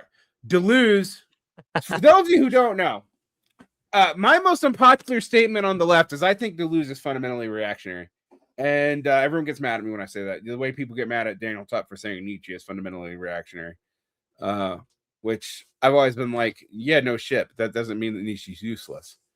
I feel that way about Deleuze. I don't think Deleuze is useless, but I do think most of the, like, I think Nick Land is a logical outcome of Deleuzian philosophy.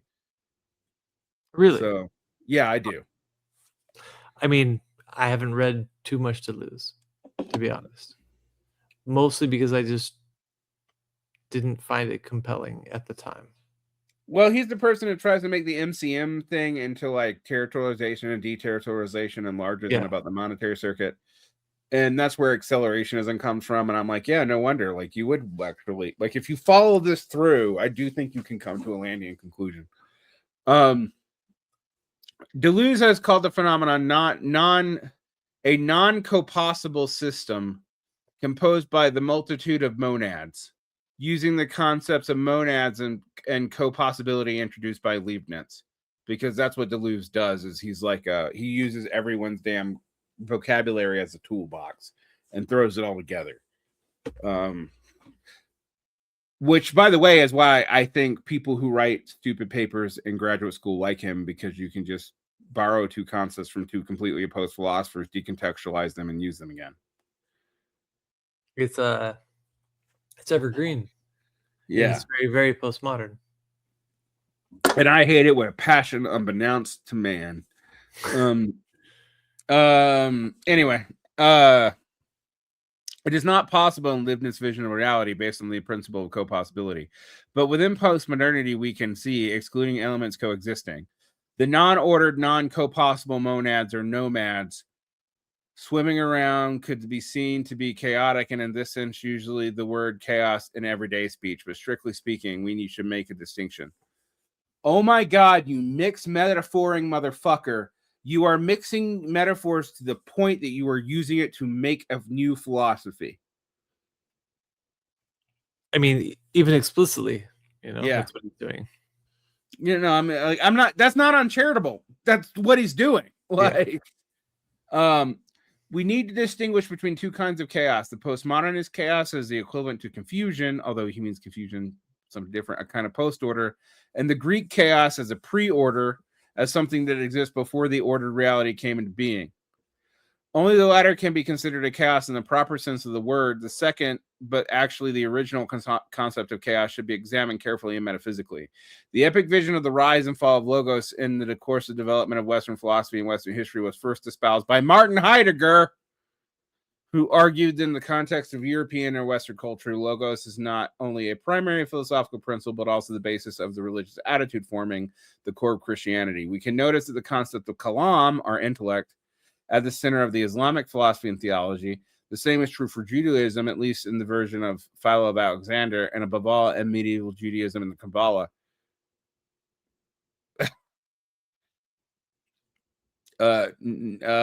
No. Yeah, just no.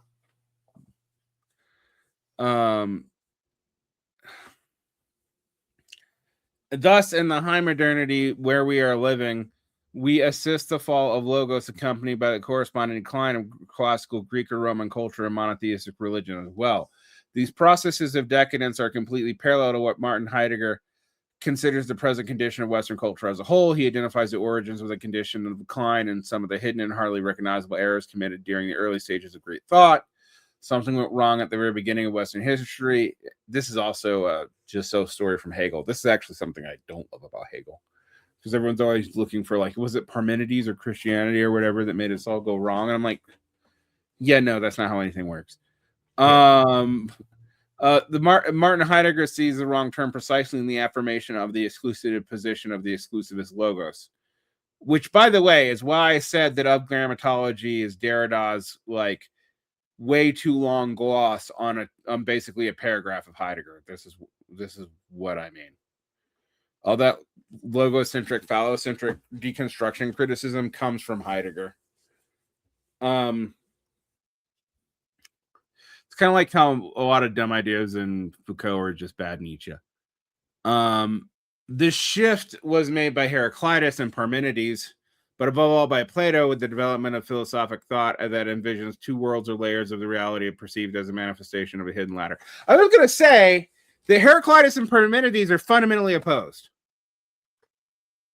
I don't think he cares about that. And Plato loses to Parmenides in his own dialogue.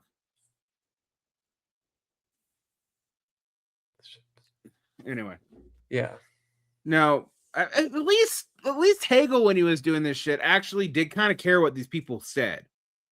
I mean, he like wrote reams and reams about their thought. Right. He didn't just like reference it casually in a one-off sentence.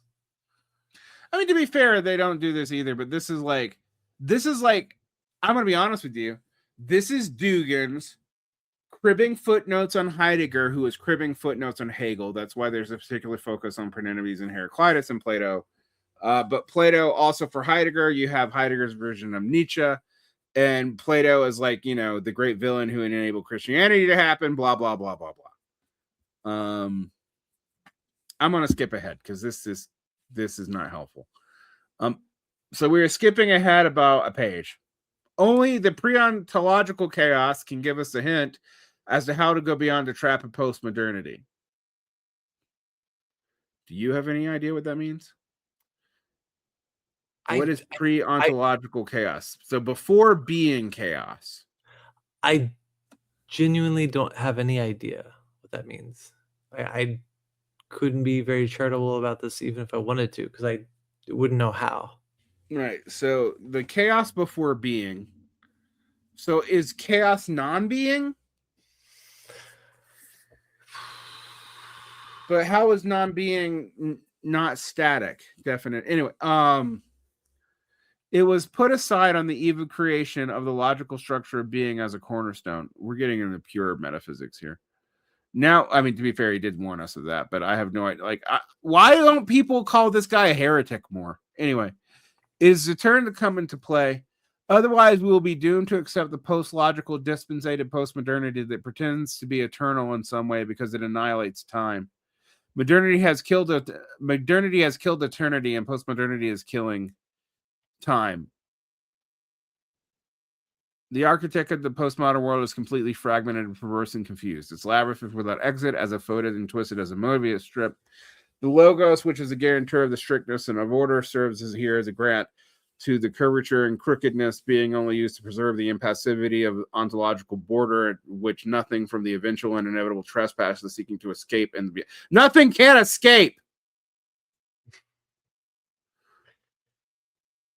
Yeah. To quote Heidegger, nothing can only be articulated accidentally in language.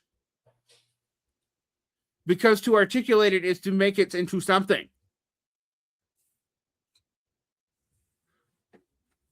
man, occultists shouldn't fuck with Heidegger. This is my official stance. So the only way to save ourselves, to save humanity and culture from the snare, is to take up the step beyond logocentric culture towards chaos. I told you he thought chaos was good. We cannot restore logos and order, but they bear in themselves a reason for their own eternal destruction. In other words, to save the exclusive logos, we should make an appeal to an alternative inclusive instance that is chaos. But how can we use the concept of chaos and base our philosophy on it? Up to now, philosophy has always been, for us, something logical by definition. In order to resolve this difficulty, we should approach chaos not from the position of logos, but from chaos itself. Well, that makes your writing make a lot more fucking sense, because it doesn't make sense. All right, which is chaotic, I guess. It can be compared to the feminine vision, the feminine understanding of the other, which is not excluded, but on the contrary, included in the sameness. Same, the different, but same. Logos regards itself and as what it is, and I mean, unless you think logos is God, which Christians do, but like, how is logos regarding itself other than as a divine incarnation? Anyway, I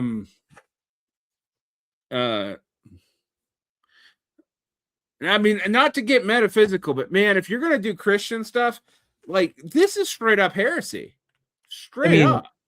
I don't think you can avoid getting metaphysical when dealing with this, if you're trying to deal with this at all, because this is well, I mean, it's also called the metaphysics of chaos, but I'm like trying to see how this guy, like, people tell me, oh, there's so much Orthodox Christianity in Dugin, and he is an Orthodox Christian, but I'm like, I don't know. I mean, he should be lucky that they don't, like, apparently they don't kick people out for heresy all that much anymore. Anyway, so the will to power is working, the law of sovereignty. Beyond logos asserts lies nothing, not something. So logos, excluding all other than itself, excludes chaos. Chaos uses a different strategy. It includes in itself all that is, but is at the same time what all that is not. This is why they use the chaos star as their symbol in for political theory. Oh yeah, they do. I kind of forgotten. Something invented by Michael Moorcock, a sci-fi writer.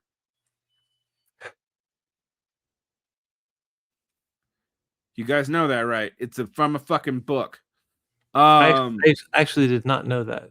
I mean, that sounds right. Beyond logos asserts lies nothing, not something. So logos, excluding all other in itself, excludes chaos. Chaos has a different strategy. It includes all that is in it, but at the same time, all that is not. So all-inclusive chaos includes also what is not inclusive, namely that which excludes chaos. So chaos does not perceive logos as the other, but as itself, as something non-existent. Logos, as the first principle of exclusion, is included in chaos, present in it and enveloped by it, and has a place granted inside of it, as a mother bearing the baby bears in herself what is a part of herself and what is not a part of her at the same time. Man conceives woman as an eternal being and seeks to penetrate her. Woman considers man as something internal and seeks to give him birth and to give birth to him. Chaos is the internal nascence of the other, that is all of logos. To sum up, chaotic philosophy is possible because chaos itself includes logos as some inner possibility. It freely identify it, cherish it, and recognize it exclusively was included in everlasting life. So we come to the figure of the very special chaotic logos that is a completely and absolutely fresh logos being internally revived by the water of chaos. This chaotic logos is at the same time exclusive, which is why it is properly logos, and inclusive being chaotic. It deals with sameness and orderedness differently. Chaos can think. We should ask her how she does this. We have asked the logos. Now it is a turn of chaos. We must learn to think with chaos and within chaos. I suggest, as an example, the philosophy of Japanese thinker Kitaro Nishida, who constructed the logic of Bushido and the logic of places in the place of Aristotle's logic. Well, yeah, but that's based in like a long tradition of dharmic logic that you're not into. You can't just pick it up like yeah. These things cut off come an from eye. somewhere. Yeah. We should explore other cultures rather than Western to try to find different examples of inclusive philosophy, inclusive religions, and so on. So you should become a Hindu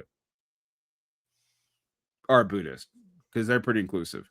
Chaotic logos is not only an abstract construction. If we seek well, we can find the real forms of such intellectual traditions in archaic societies, such as in Eastern theology and mystical currents. I guess he means Eastern Orthodox here, not like Buddhist. But I don't know because he's not being clear. To make an appeal to chaos is the only way to save Logos. Logos needs a savior. It cannot save itself. Jason, as a Christian, I have to ask you, does Jesus need a savior? No. Because that would imply God needs to save himself, yes? Yes. And is not God the Logos? Right. This guy's a dime store Satanist pretending to be a Christian. I'm just stopping it there. Like, I think you're right. I think that's a conclusion that you would basically have to draw. like,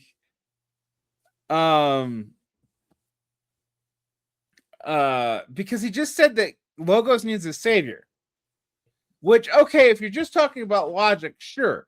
But Logos has a more thick definition that he's kind of beaten around as the foundation of being. I mean, he even kind of says so fairly overtly, at least a little bit. But Logos is exclusivity. Okay. Yeah. Anyway, it needs something opposite to itself to be restored in the critical situation of postmodernity. We cannot transcend postmodernity.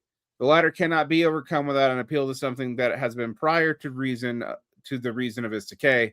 So we should resort to the philosophies other than Western. In conclusion, it is not correct to conceive chaos as something belonging to the past. Chaos is eternal, but eternally coexisting with time. Therefore, chaos is always absolutely new, fresh, and spontaneous. It could be regarded as a source of any kind of intervention and freshness because its eternity has in itself always been more than was, is, or will be in time. Logos itself cannot exist without chaos, like a fish cannot exist without water. I really feel like this is like saying we need the devil so that God can exist. That's kind of what it is saying. It's like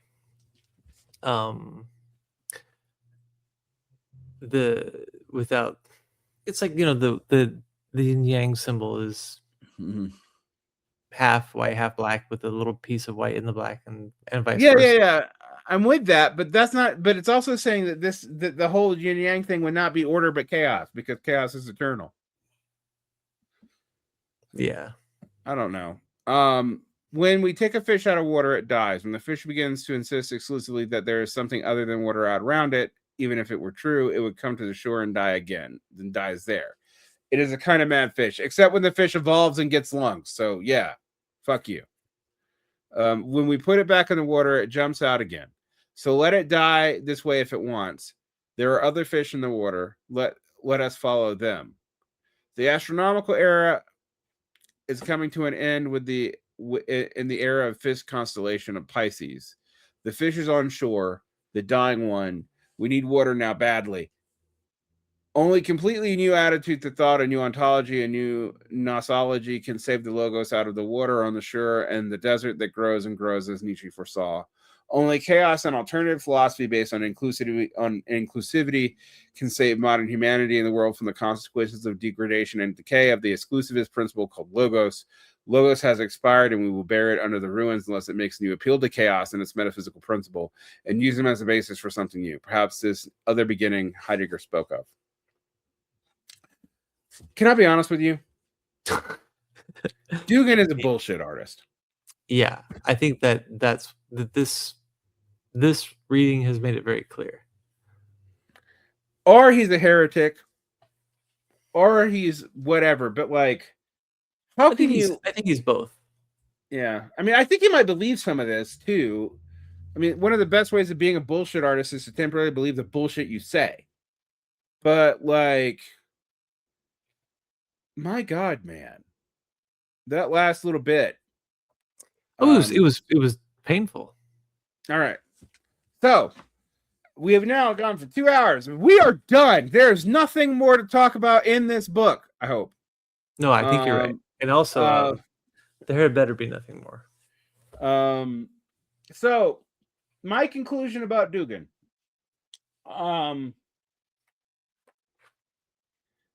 It is a stairway that is well constructed at the beginning and leads to madness. But I can see how people that's a good metaphor.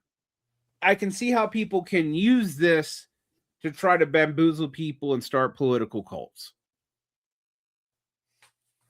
Well, I mean, that's what it's for. His good ideas are other people's ideas. Also, I want to be very clear on that. Like, Clash of Civilizations, that's not Duke. I mean, like, that's A, old, and B, that's like Huntington, William Lind, etc., etc., etc.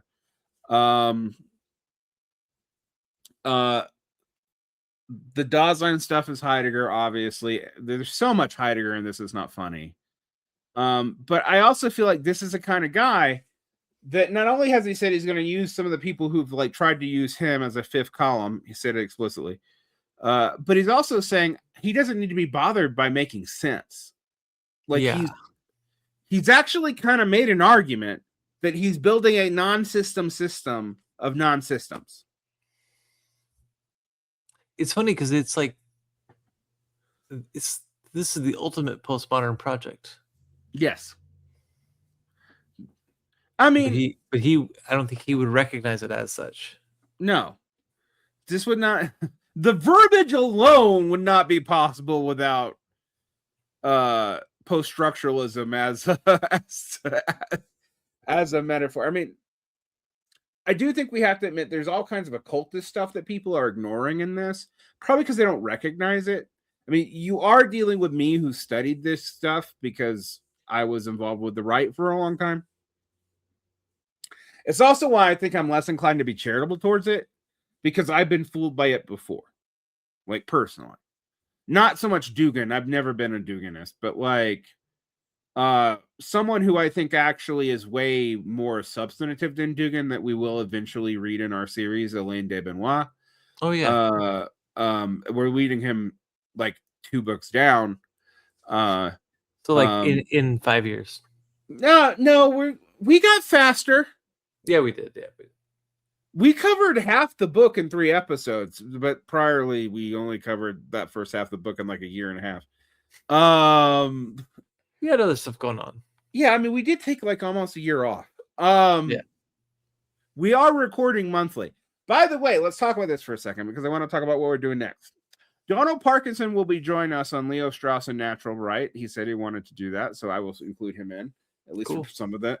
But we are to talk about American conservative and conservative fusionism, and to get to the Straussian intervention and why there are neocons and paleocons in the first place, because that's a development of the responses to Leo Strauss.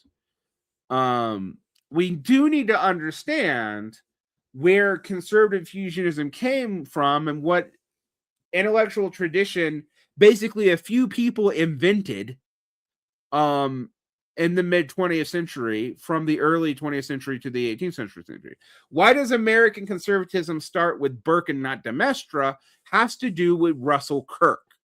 So before we get into all the cooler, more interesting shit, you guys got to eat your vegetables and learn some Russell Kirk, because I think once you do, one, you're going to see how different this stuff is, and how things like Arun McIntyre, which try to tie this stuff into normal conservatism somehow, is really weird.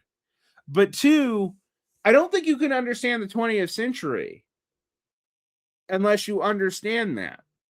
Because if you look at the 20th century, if you look at what I like to call the 4 American Bonapartes of the 20th century, I would actually add a 5th, but there's 4 for sure. So who are they? Wilson, FDR, Theodore Roosevelt tried to be, but kind of failed.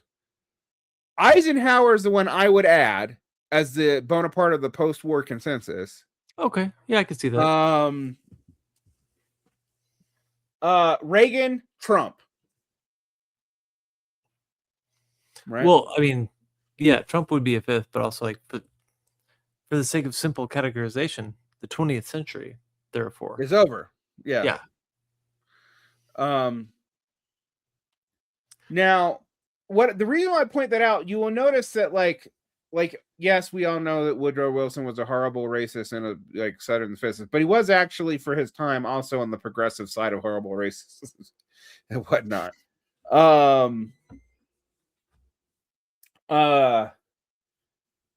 FDR is the culmination of like the progressive, what we would now call the progressive liberal Bonaparte. It actually creates the space for people like Eisenhower and Reagan to work. right. But Reagan and Trump are really the kind of conservative successors for that. And I know this is too easy of a schema, and this is why I include Eisenhower as a kind of weird transitionary figure. But the Bonapartists seem to have like FDR through Eisenhower created the post-war consensus. Wilson lays down the beginnings of that being possible and ending the long 19th century. Reagan creates the conditions that we see in neoliberalism that were actually started by Jimmy Carter, but also he brings conservative fusionism into power. He finishes sorting the parties ideologically. He weakens the welfare state, et cetera, although. And like what you see after that in some ways is Democrats maintaining the mission of Reagan. You see that honestly, you see it in both. In some ways, you really do see it in Obama and Bill Clinton. Yeah. Oh, yeah. Very much so. And Trump is both an extension and a negation of Reagan.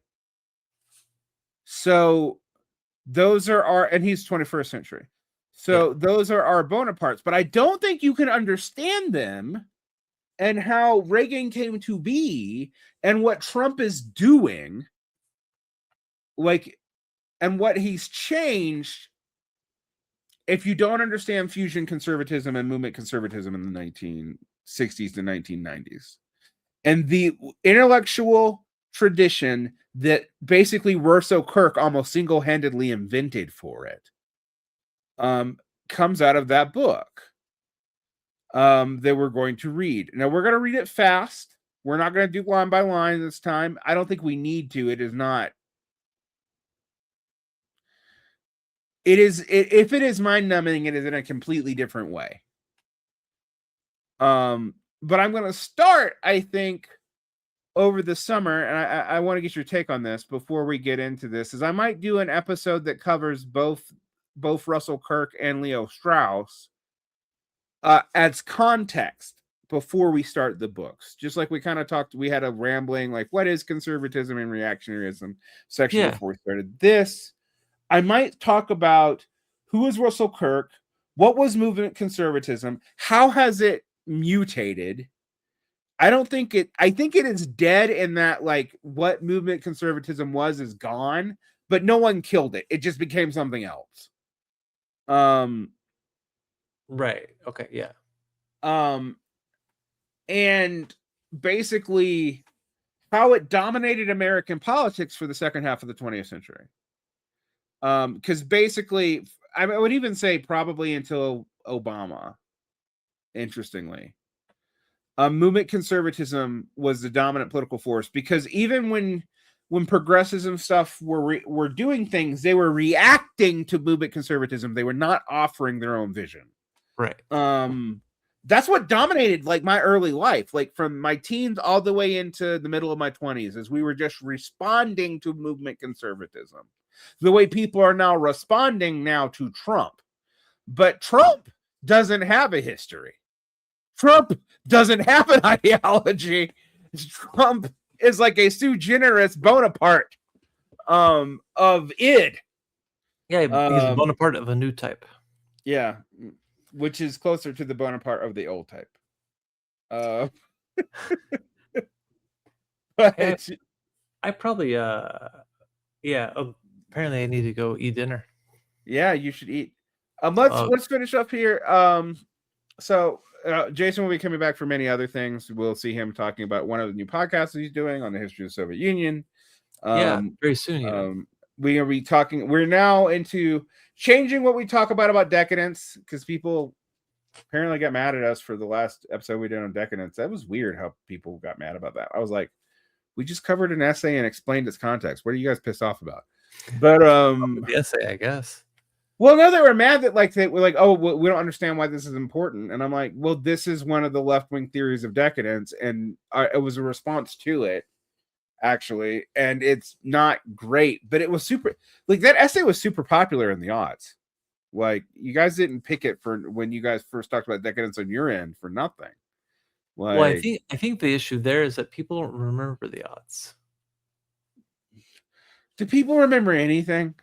Well, no. That's a good question. Like, okay, this is something that I might be sympathetic to Dugin on. Sometimes it does seem like we live in a time where people have really erased their own fucking history. Yeah, I think that's true. But anyway, so let's end up there so people will know we'll release an episode in July. It's probably going to be an introduction to movement conservatism, Russell Kirk, and then neoconservatism and Leo Strauss and his relationship to that. That will be an informational episode. We won't be talking about the book, and then we'll be reading Russell Kirk's book. I think what is it? The Conservative Mind, or is it Conservative Tradition? I need to look it up. The title real fast. Hold on.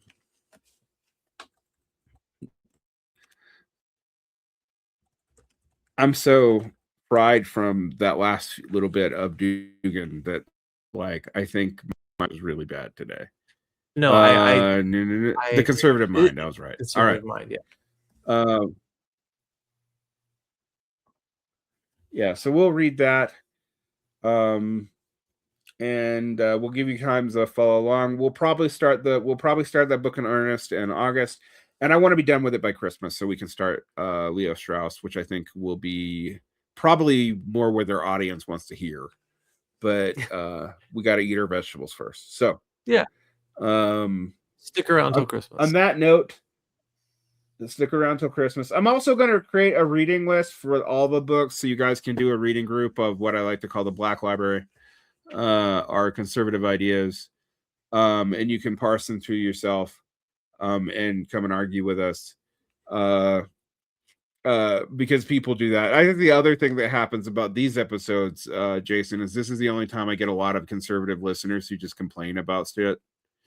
The other time has been when I did an episode on Carlos Castaneda. And then people also complained that I didn't pronounce his name right, and I was like, I don't care. I mean, his name is fake. It's not his real name. But anyway, but we'll end there. Thank you, Jason, for your time. On the decadence, we are reading Ross Dunhat's book on decadence, so we're in the conservative there too. We will be doing a couple of books on the conservative view of decadence. And weirdly, I think you will find us maybe more sympathetic to the conservative view of decadence, except that all their answers to it are dumb. It's one of those things where I'm like, I think you guys are analyzing the problem actually sometimes more accurately than the left is, but your solutions are way worse. So that's why we need both. Yeah. We need the left-wing solutions, and we need the right-wing assessment. So this is why you don't think we should throw them all into a super gulag? Well, not yet. All right, you got it. Anyway, and on that note, we shall end. Bye-bye, guys.